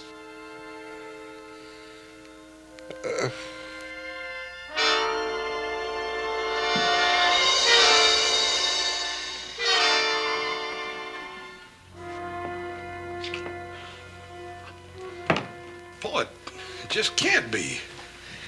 No, it's like Gunnar said. He was born like an animal under the stars. Boy, it just don't make sense. The other day up at the don't lake... try to understand it.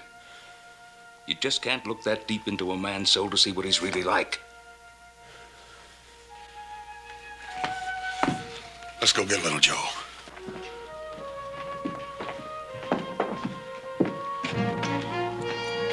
Adam, get one of the men to look after Mr. McLean.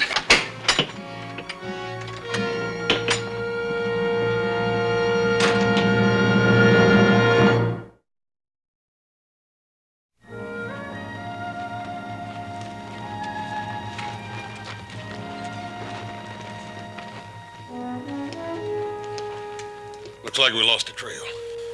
This rock's so hard, nothing make a track on it. Paul, I think we ought to split up. I don't know if that's such a good idea. Must be a lot of them. It's the only way we'll find them, Pa. Besides that, it'll be a lot quieter.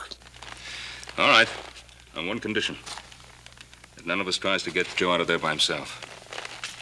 And they must have camped somewhere around here for the night. All right, whoever finds that camp, we don't do anything about it. We meet on top of that ridge about an hour from now, and then we decide what to do. Agreed?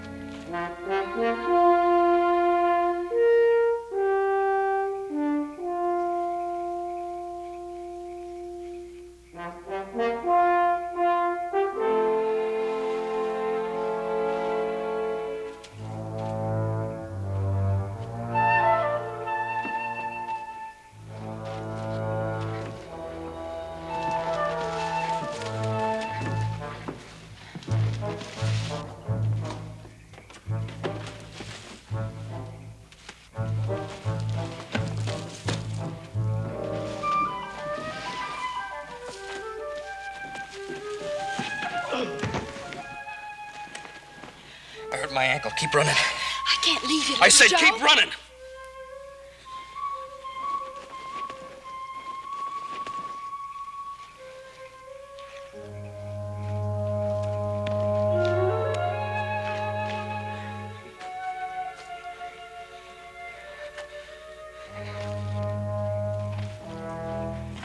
Ah, muchacho.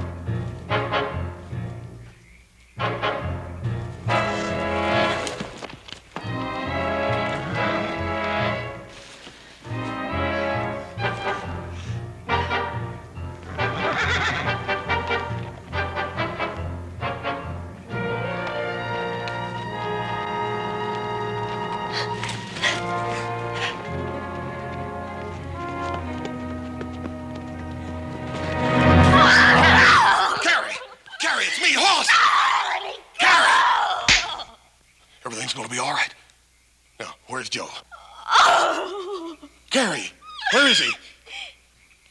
He's dead, Hoss. He's dead. What are you talking about? I saw it. He shot him.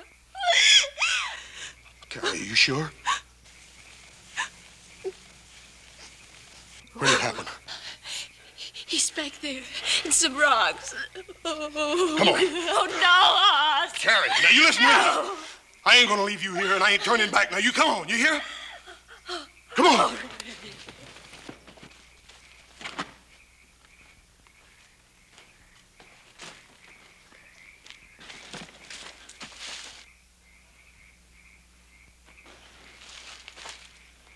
I used to lay in bed at night when I was a little boy, wondering where my Uncle Gunner was, wondering what he was doing. I told you you did not like what I had to tell. You killed little Joe. And uncle or no uncle, I'm gonna kill you. Oh, no, Hoss, no. You stay out of this.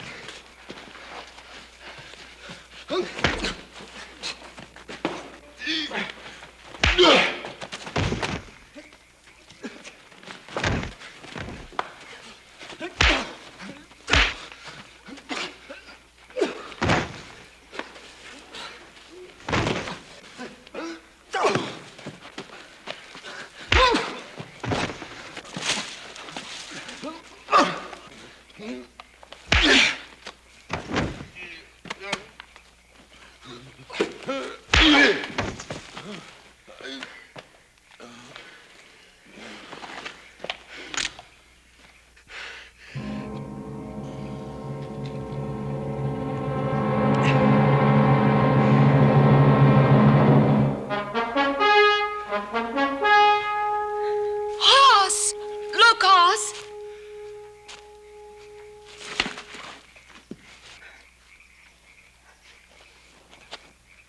Oh, Joe. Oh, you hurt bad, Joe. Hey, Plucky, I thought they done killed you, boy. No, not this time. Where's your uncle, Hoss? Yeah, I know. He saved our lives. And then he helped us get away. I tried to tell you, Hoss. Amigos! I'm going to kill you, amigos. Don't move. I know the old man pretty well. When I kill you, he will die too. Vaga! Don't move, old man! Don't move! You move, I will kill them. Take your choice, Vaca. Them or me.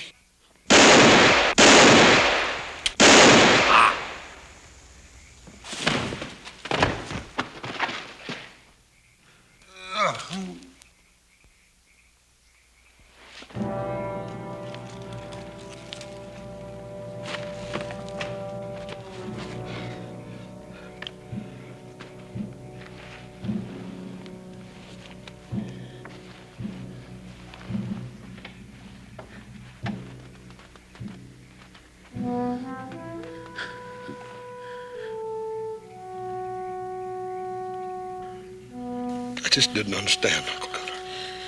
Don't you go getting stuck in the mud, Sonny. Sometimes it's not so easy to get out. Don't talk. I'm not asking forgiveness from nobody, you hear? I hear. What I done because I wanted. It's the strength in man. Yes, sir.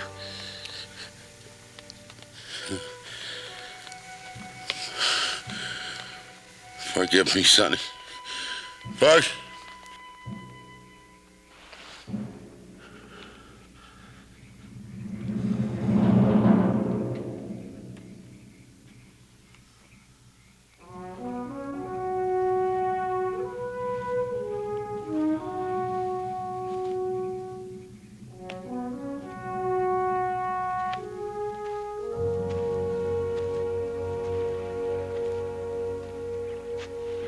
Sheriff tells me the Comancheros have pulled out.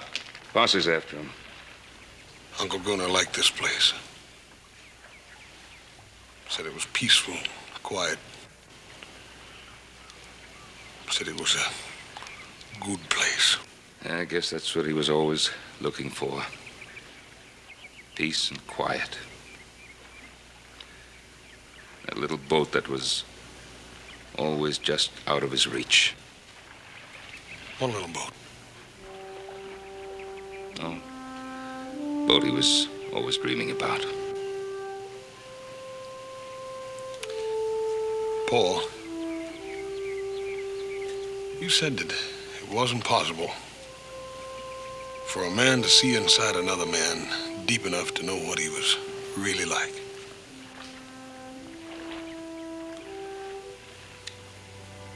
I think I did. Just before he died. Come on, he wouldn't want us to mourn over him. No. No, I reckon he wouldn't at that.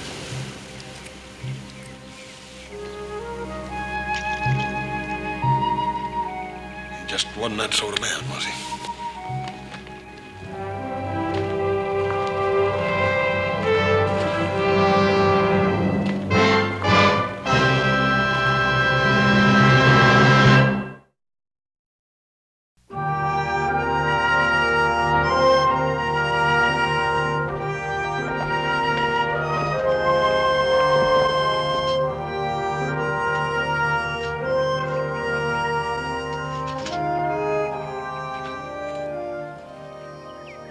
Time you got here? All right, hallelujah. What is it this time? Oh, nothing. Nothing at all. I got grub cooked for 25 cowhands. Where's the cowhands? Or maybe me and you's driving them mossy-backed Texas critters all the way to Nevada by ourselves. I'm telling you right now, I quit. This is the third time today you feathered out, hallelujah. I got a reason to be feathered out. Grub for 25 hands is spoiling there in the kettle. No one to eat it. They're coming on behind. I've been up since day. All 25 of them? All 25 of them. Cartwrights, I don't know what you're thinking about, setting one man to do all the cooking for a crowd like that. I've been up since daylight, cooking food, peeling potatoes, chalking the fire. Throw up a picket line here.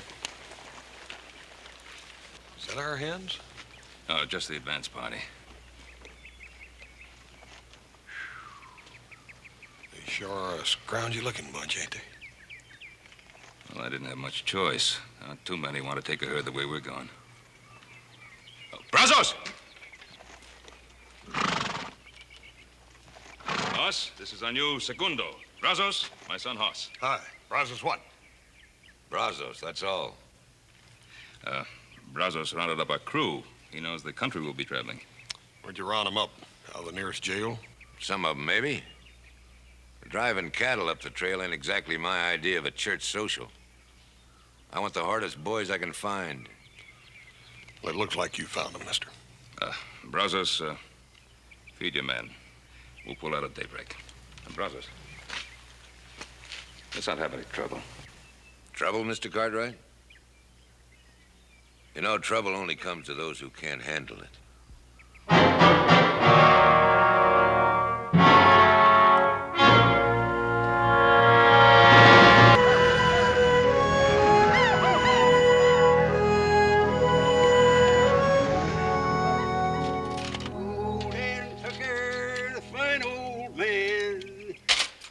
His face in the frying pan, on his head.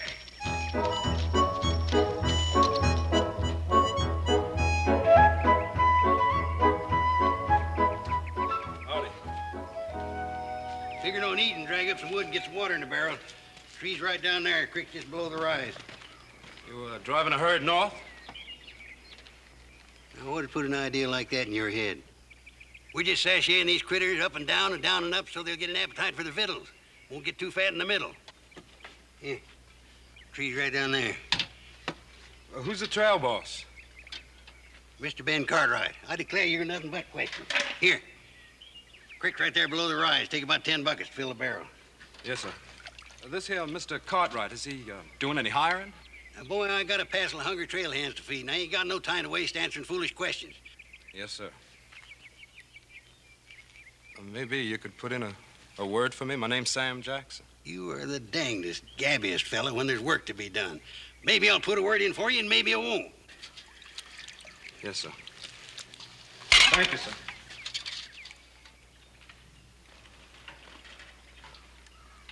Who's that? Who's young fella riding grub line? Seems to be a nice willing boy, too. Yeah. I see you done put him to work. Hallelujah. What do you got against cutting your own wood and hauling your own water? It ain't in keeping with my position. Mr. Hoss, my job's driving mules and cooking, and I'll thank you to keep your big, fat, cow-smelly hands out of my donuts. My hands ain't neither cow smelly. Well, if you want to eat, you go and help that boy get in some wood. And somebody got to haul me some water. Went to town to buy me some good. Got myself lost in a piece of wood. Hallelujah, you undoubtedly got the worst voice I ever heard in my life. Good enough for the mules. They like it. They probably think you're some kin.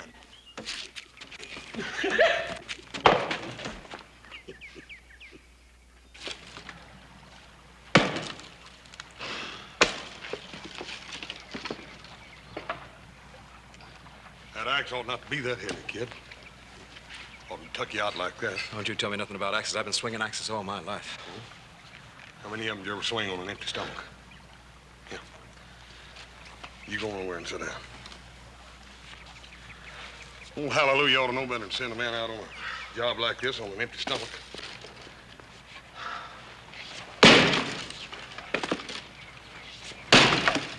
You looking for work?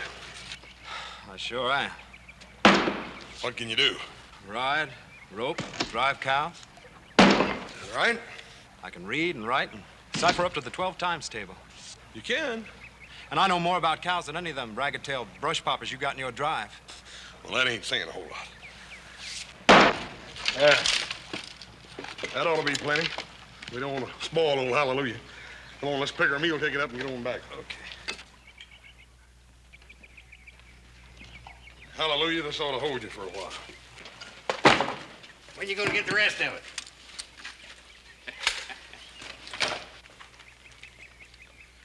Got us a new hand, Paul. Looks like I might tug it out. Yeah, I reckon he ain't been feeding regular. Hey, kid, come here a minute. This is... Dang, I don't think I got your name. Sam Jackson. Sam? Sam's educated, boy. He can read and write, cipher, and keep a tally book the whole shooting match. Well, you looking for a job, son? Yes, sir. I sure could use a job real handy. Brazos? Yes, sir. Segundo. Brazos, this is Sam Jackson. Put him to work and fix him up with a string. All right, Mr. Cartwright. This way, Sam, and I'll get you fixed up.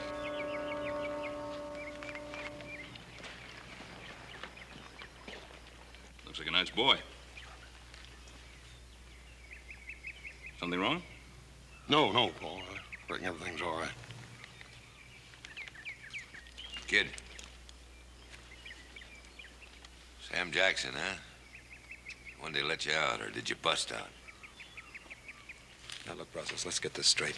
You don't ask me no questions, and I won't cause you no trouble. Now, you look. Nobody's causing anybody any trouble. Now, you and I always had the same kind of ideas, kid. And we still have. I went to jail. You didn't.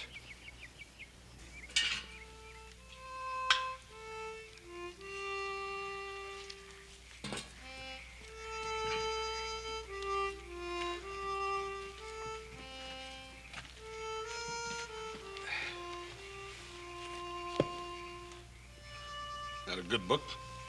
Yeah, pretty good. Let me see. Hey, Paul. Pickwick Papers by Dickens. It's quite a book. You like it?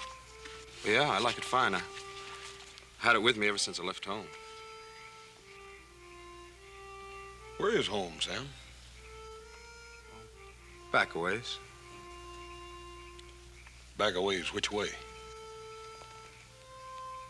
I'm from Nacogdoches. It's a fur piece. You don't sound much like a Texan. Well, I ain't to begin with. My mom moved down with the relatives after Pa died. Well, Sam, how come you happen to be on this trail? Well, I thought I'd like to make something of myself. And there ain't much opportunity for that in a place like Nacogdoches. If you'll excuse me, I think I'll go check my horse. Good night. Good night, sir. Good night. I like that boy. I said I like that boy. Yeah, I heard you, Paul. You know, what's bothering you? I don't know for certain, Paul. There's something about that boy. I can't lay to exactly what it is, but sort of the same thing I feel about the colts every year at breaking time. They're a little uncertain and uneasy, and if you spook them the wrong way, they'll go bad on you every time.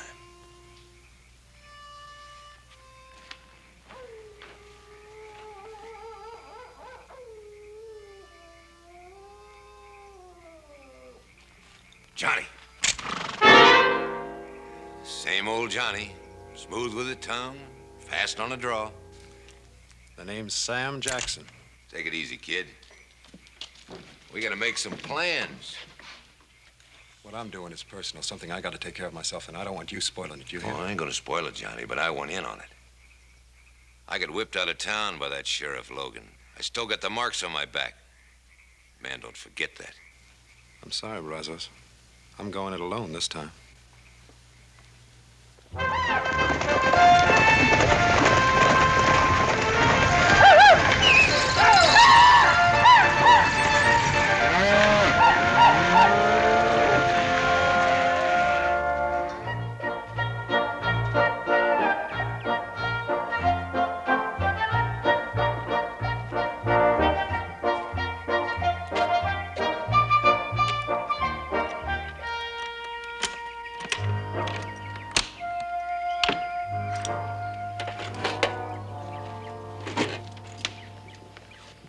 Paying off the men, Captain? Well, they're entitled to part of their wages. You know, being entitled to it's one thing and money in the hand's another. Them galoots hit town with money, they're gonna raise more devilment in one night than you've seen in your whole life. Or they'll tree that town like a possum. Hallelujah, will you tell me one thing? Sure. Why'd you folks name you Hallelujah instead of Jeremiah? Jeremiah. Show him who's Jeremiah. Ain't you going to town with the rest of them border hellions? If you want to spend the money, Mr. Hicks, I'm saving. No. What you saving your money for, boy? Well, I want to make something of myself, and it seems a man needs money to do that. You know, I worry when I hear a young fella talking like that. I really do. Ain't natural.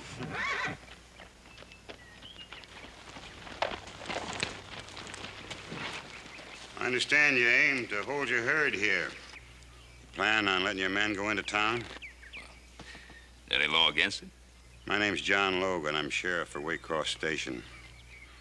I suggest you keep your men right here in camp. My name's Ben Cartwright, Mr. Logan. My hands have come a long way with that herd, Mr. Logan. They're entitled to ease up a little. I won't stop them from going into town. There's a deadline on Front Street. Any of your hands go above it, I'll run them in for disturbing the peace. If they resist, I'll kill them. Good day, sir. Mr. Logan, enforcing the law is one thing. Killing a man's another. You kill any of my men, I'll come after you myself. Mister, you've been fairly warned.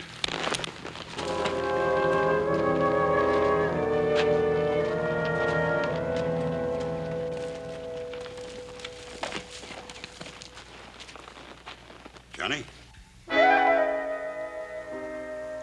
You made a mistake, mister. The name is Sam. Sam Jackson. Yeah, that's right. I made a mistake. I thought you were somebody I once knew. A long time ago.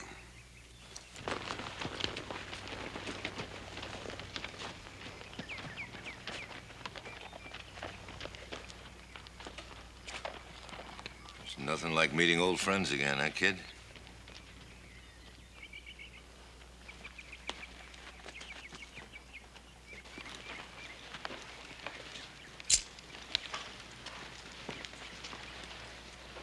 I've changed my mind, Mr. Cartwright. I'd like some of my pay. Are you going into town after all? I'm going into town.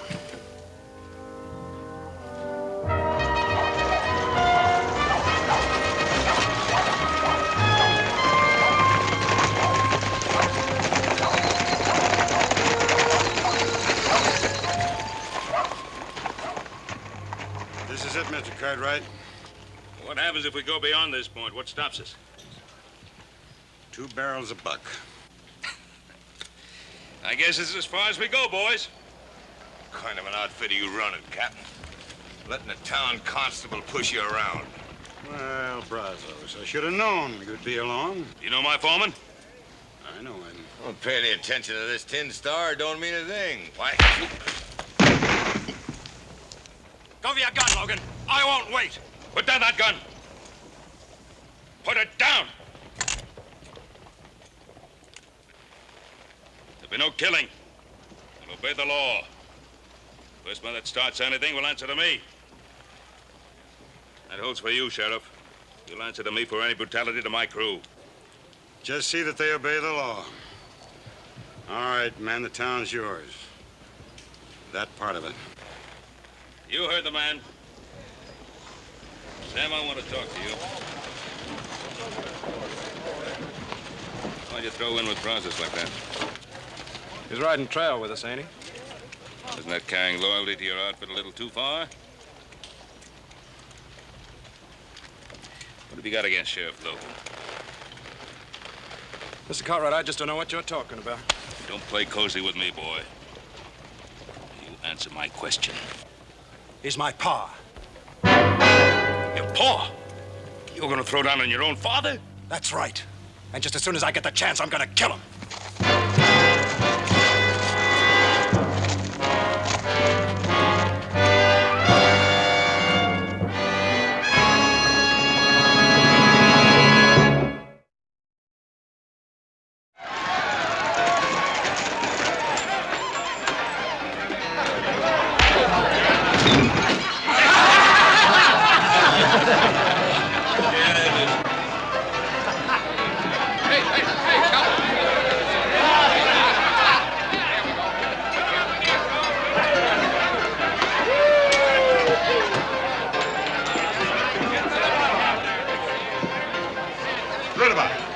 No trouble, Logan. We don't eat. It's getting a little wild in here. What do you mean, wild? You know exactly what I mean. I'm an honest businessman. And no badge toter's gonna come in here and tell me how to run that business. You're a tin-horn cheat, and you'll do exactly as I tell you. Or it goes up the street. Pass that around.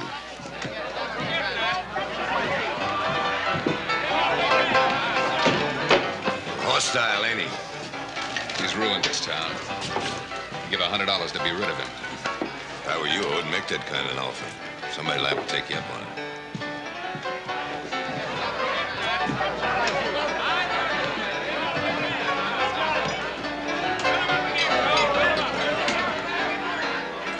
Having a good time?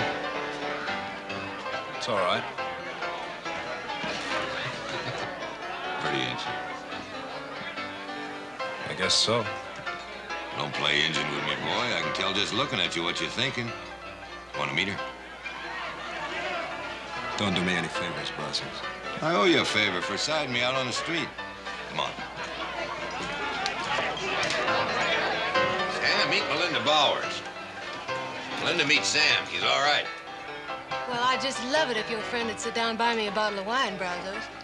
We could talk, get to know each other better. Well, sure could. Sam, buy the little lady a bottle of wine. I'd be real pleased, Miss Melinda. I'll order it for you.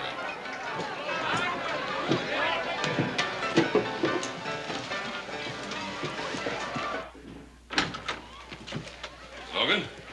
Well, what can I do for you two gentlemen? Mr. Logan, either my son or I would like to accompany you on your rounds. Oh? What good would that do? Well, you said you didn't want to see any trouble on the part of my crew. Thought we'd like to prevent that trouble before any of it ever gets started. And you think that your talk would be more effective than my scattergun? Well, they're my crew. Mr. Cartwright, how many trail drives have you made up from Texas? I've made my share. Mr. Cartwright, I drove a half a dozen herds before I turned peace officer. I didn't have any more control over my trail gangs than you do. I'm aware of the problems, Mr. Logan. Mr. Cartwright, you've got the scum of the border driving your herds. You're completely at their mercy. Now, you tromp on them hard enough to keep them in line, they'll quit you, leaving you with 2,000-3,000 head, 900 miles from a market. You can't afford that.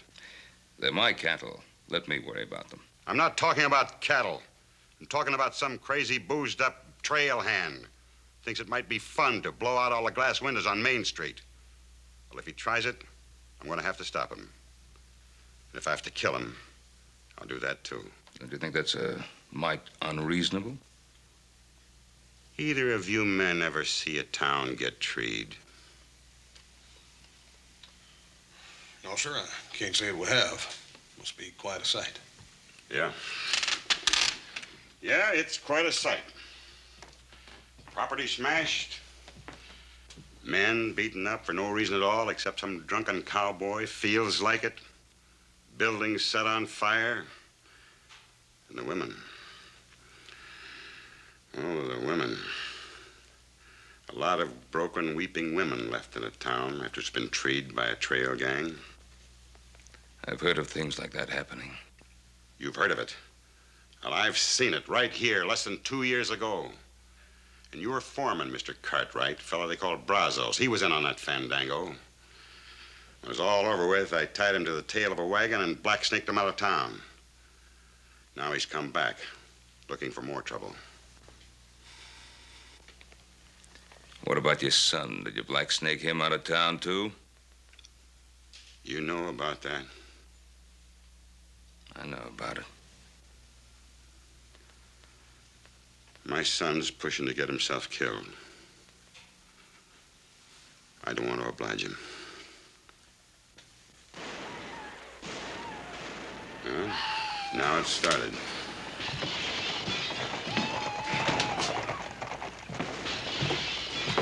What are you waiting for?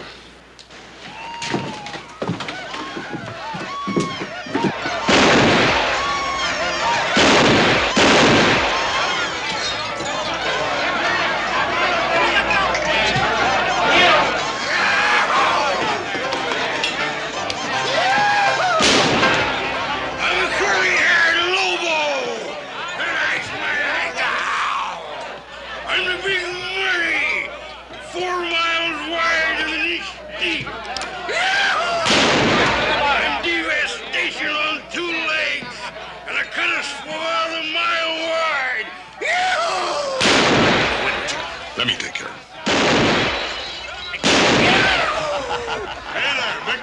Don't you come near me. Don't you come near me.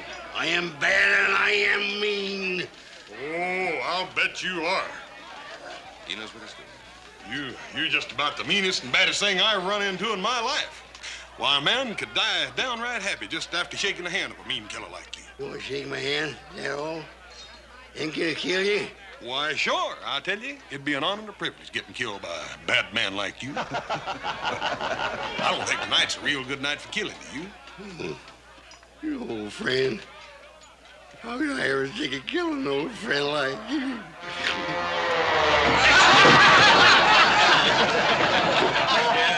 All right, Hoss. Yeah, I'll take him down to the livery stable and let him sleep it off, Paul. Good idea.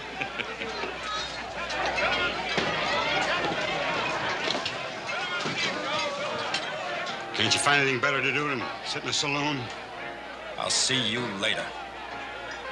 You two boys know each other? We met.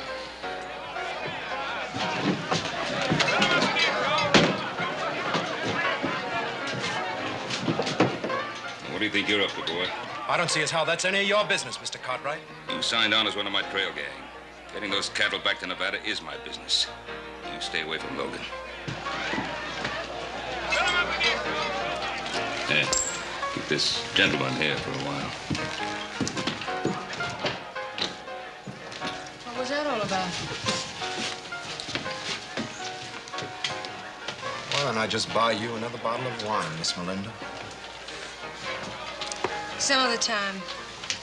I'm through work now. I'm going home. walk you home. Well, what about that fella you work for? You heard what he said. He didn't say anything about not taking you home. Been a long time since anybody worried about me getting home. I'll get my kid.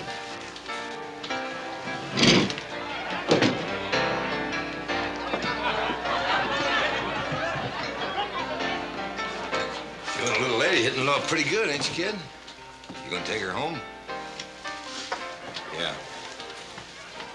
She lives across the deadline. You know what that means, don't you? I said I was taking the lady home. You ready? I'm ready.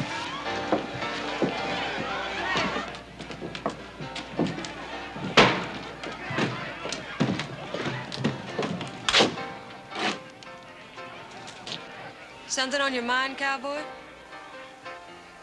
I was wondering about you. Your face don't match the way you talk. And sometimes your talk don't match, well, the things you do. Well, I'm sorry I don't have time to explain it to you. This is as far as you go. That's Sheriff Logan's deadline. Warning. Trail hands forbidden beyond this point. You read good. That means you. I don't care about that tin horn, Sheriff. I'm walking you home. All right. We don't have far to go. I live right around the corner at the hotel.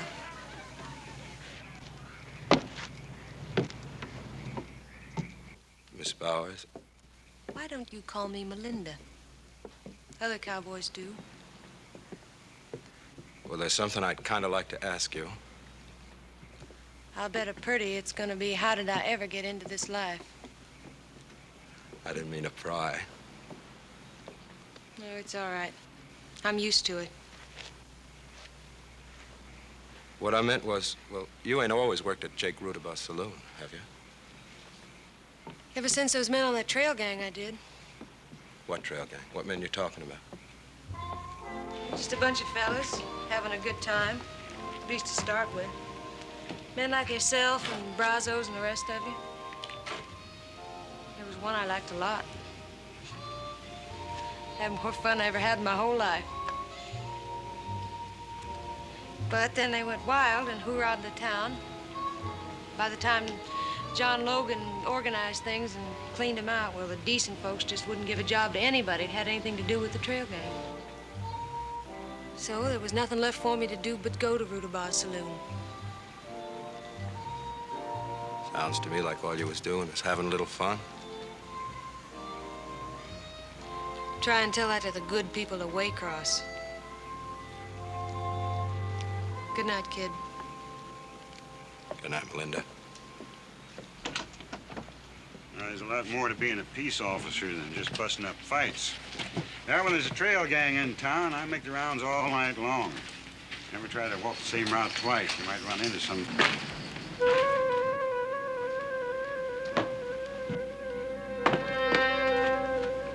Evening, Hoss. What are you doing here? You're over the deadline. I can't see as I'm doing any harm.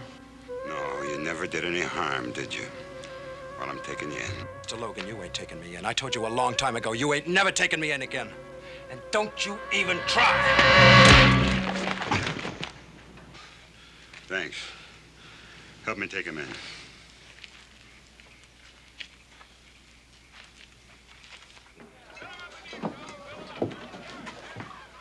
In there.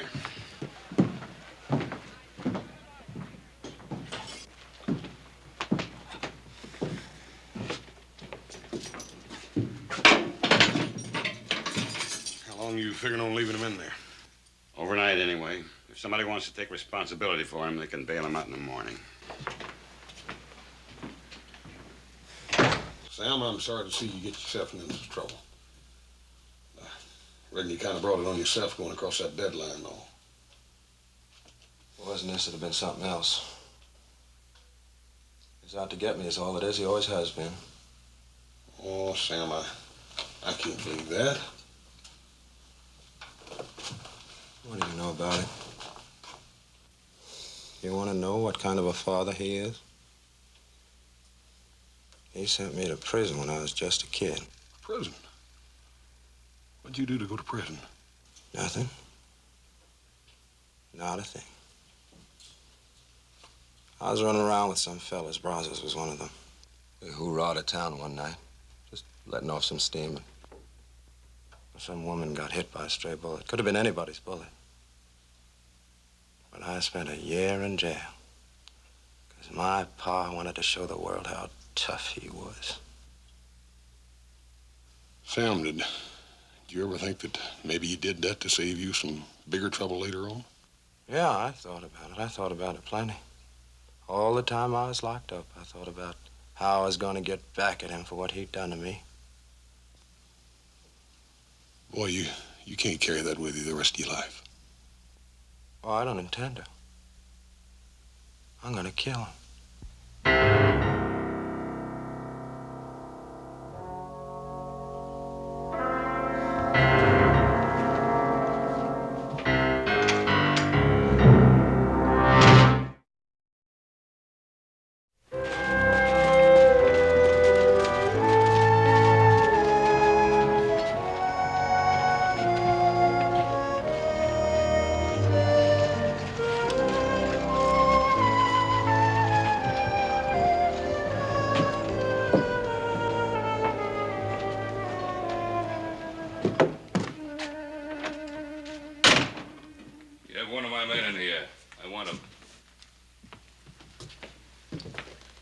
Cost $25.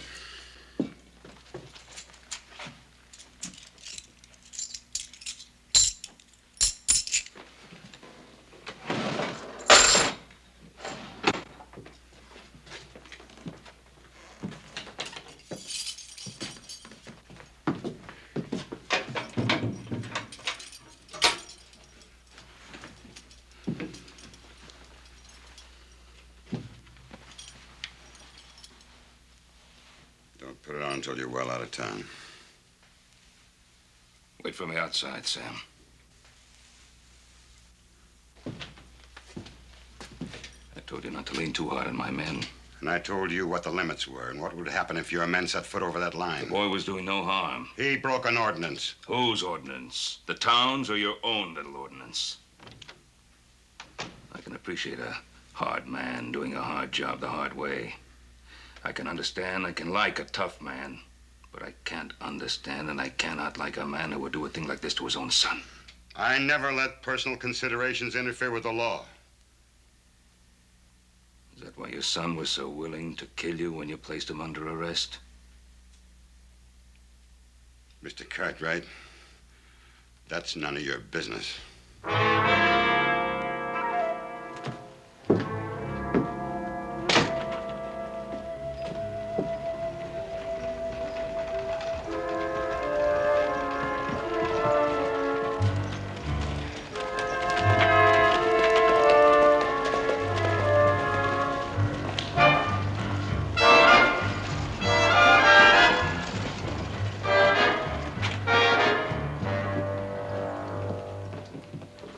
I know why you're here. The answer is no. I'm not going to open up the town. Now, see here, John. Let's talk this over like sensible men. The town is losing money. Judge Armbruster's right, Logan.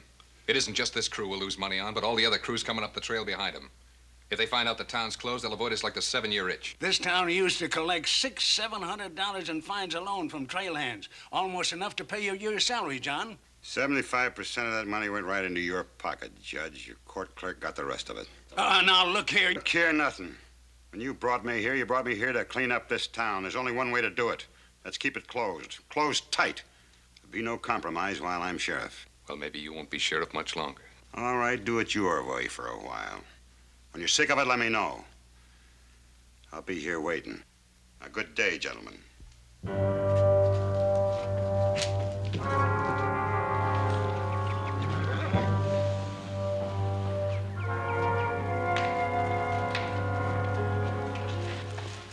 See hallelujah about that cut on your face.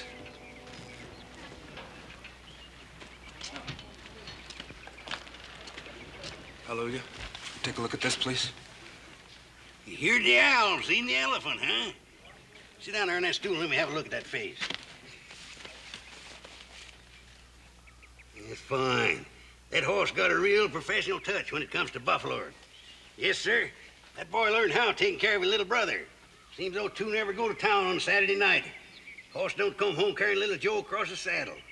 Bet he saved his skin 100 times or more just trying to keep him out of trouble. You can keep me out of trouble. And when the way it was told to me, that don't amount to much. Slow down your eating for a couple of days. Don't spoil your appetite.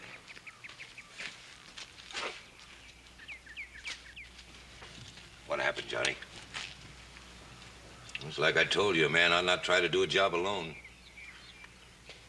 I'll get to Logan yet. Sure, Johnny. But now we'll do it my way. Now, Logan's plumb ticklish about that town of his. If we were to ride in there and start taking it apart. I told you before, this is something between him and me, personal. But you wouldn't object to me and the boys flushing him out into the open for you, would you? Brazos? Yes, sir. I said we'd do it my way, Johnny. Yes, sir. Brazos have decided to pull out first thing tomorrow morning. Was that right, Captain? No. Well, in that case, I better try to get the boys back from town early. Nobody goes to town. You've had your fun. Go back into town, it'll mean trouble. That's right, Captain. But if you try to stop me and my boys from going back, that's going to cause trouble, too. Unless you figure that it's no trouble for you and that boy of yours and that stove-up cook of yours to drive this herd to Nevada all by yourselves.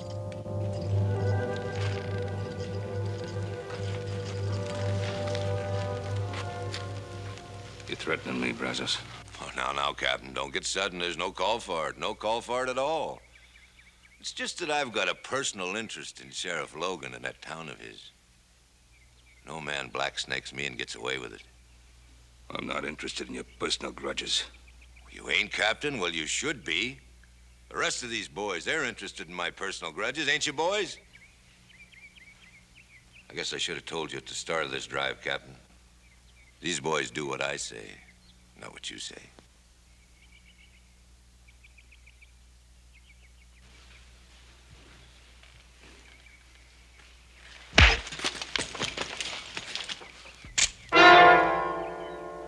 You pack your war bag and get. The rest of you settle down. You hide honest trail hands, and by thunder, you'll finish this job. You're gonna have to back that up, Captain. All right, boys. Tell him to put his gun away.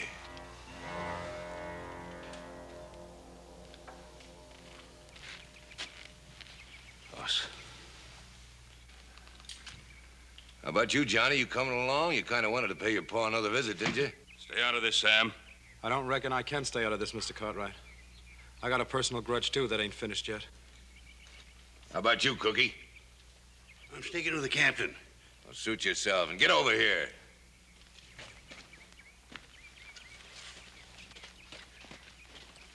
All right, you two. Take their guns and keep your eyes on them.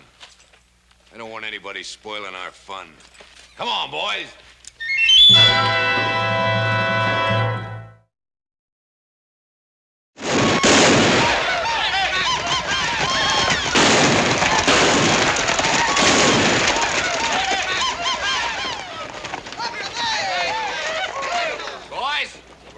To see you. After last night, we wanted a chance to show you just how sorry we were for what happened. Judge Armbruster, tell these men what we decided on for today. Well, we want to see you boys enjoy yourselves. Spend your money in our stores. We've lifted Sheriff Logan's deadline, and our merchants are staying up late in order to serve you. The town is yours. Well, ain't that nice? Boys, ain't that the nicest thing you ever heard in your lives? Tell you what, Judge. Maybe you can get Sheriff Logan to come down and have a drink with us. Socialize a little. Well, I'm afraid, sir, I have no control over Sheriff Logan's movements. What kind of a judge do you call that? Boys, I just elected a new judge, namely me. Look here, sir. You're in contempt of court, mister. Show the man how we treat contempt of court. Judge, meet the boys. Gentlemen, please. Get back in there. Enjoy yourself, but not with the judge. Around, Come on, man, take it easy. Boys, the drinks are on the house. They're all free.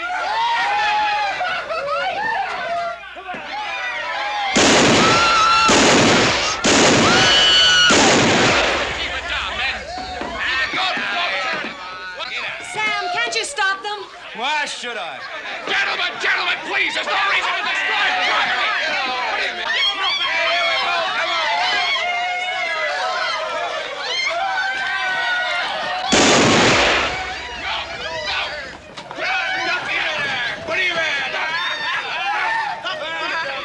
What do you mean?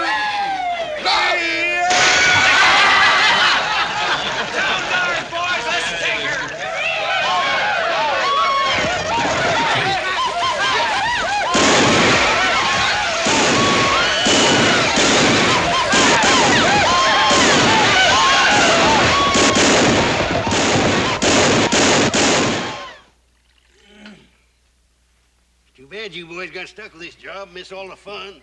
Say nothing, all the liquid refreshments. Yeah. Old Brazos is probably buying drinks for everybody in town, don't you reckon, Hallelujah? Yeah, buying them or stealing them. Anyway, he's getting them. Hallelujah. You still got that bottle of whiskey back there? Sure have, Captain. We ain't had many snake bites this trip. Will you fellas care for a swallow? Ought to know better than to ask you. Now, let me see. Where'd I hide that the last time? Fellas are always getting...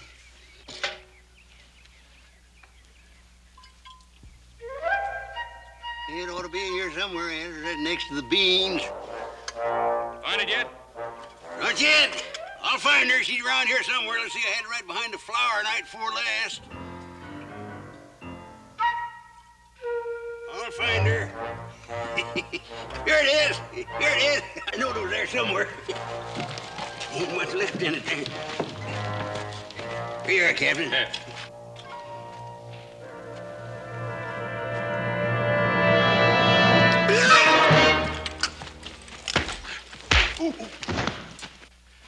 What'd you put in that bottle? Coal oil. Didn't think I'd leave any whiskey in the bottle, did you? Yeah, well, I'll give you back a full bottle of whiskey from town. Hey, look after things.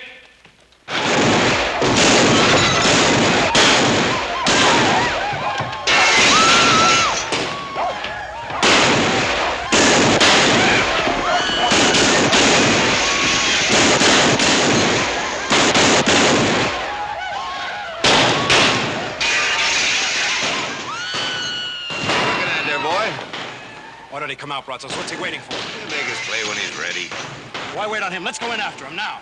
If you hurry, we got plenty of time. The boys ain't hardly liquored up enough yet. Hey, boys! Come on, there's plenty more free liquor in the saloon.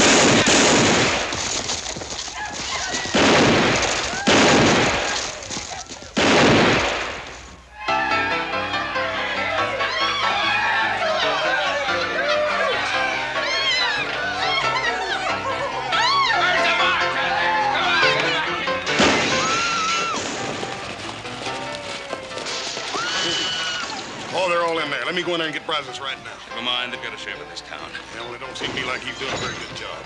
Maybe he's got something in his mind.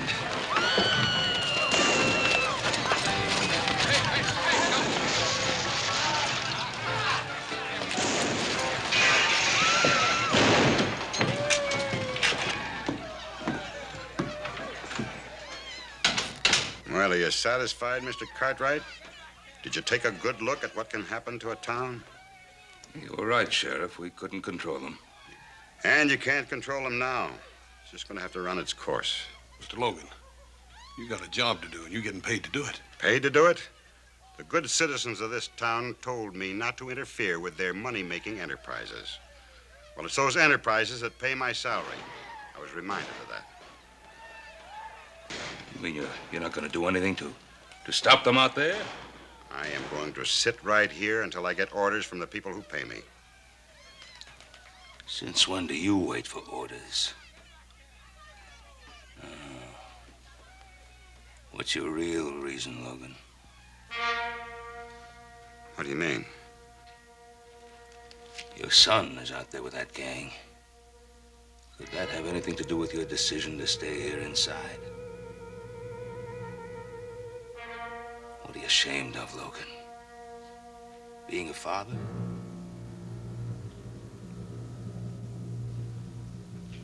What do you want me to do? Go out there and kill my boy?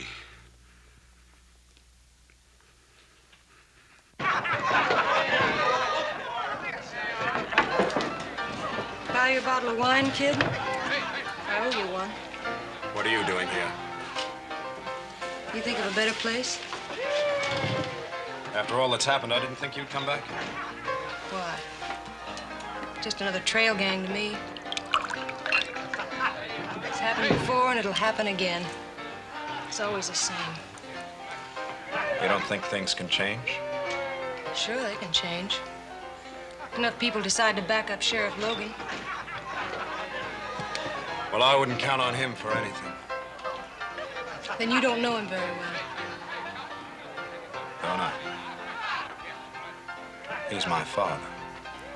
Your father? That's right. And I'm here to kill him.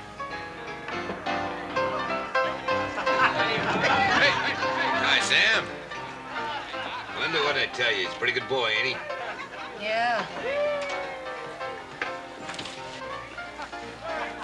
He's the best thing that's happened to me in a long time.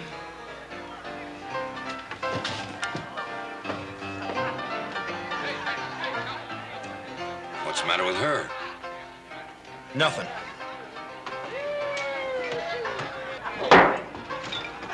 Ain't it time yet? Yeah, it's time. Come on, boys, let's go!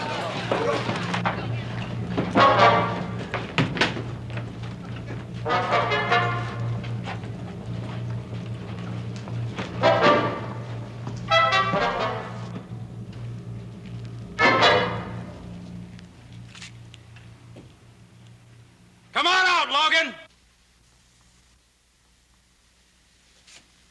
Well, I guess it's time.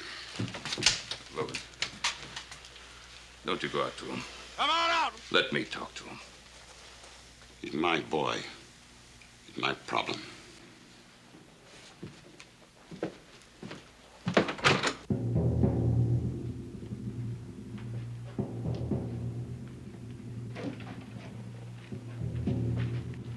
I've been waiting for this for a long time, Mr. Logan. Make your move.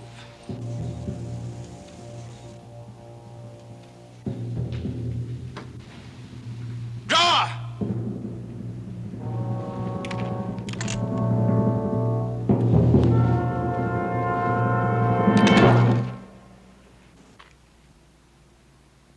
All right, boy. Get it over with. What are you waiting for, you stupid kid? Shoot! Why are you yelling no good? Look out, Logan!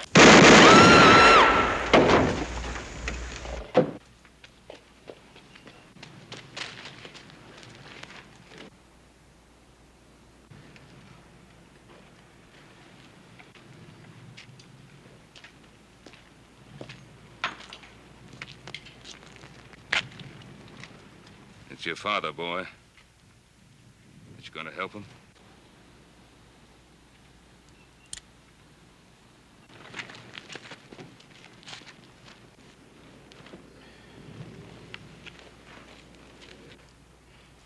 Are you all right? Sure, son. All right, men. We still got a bunch of cows to drive to Nevada.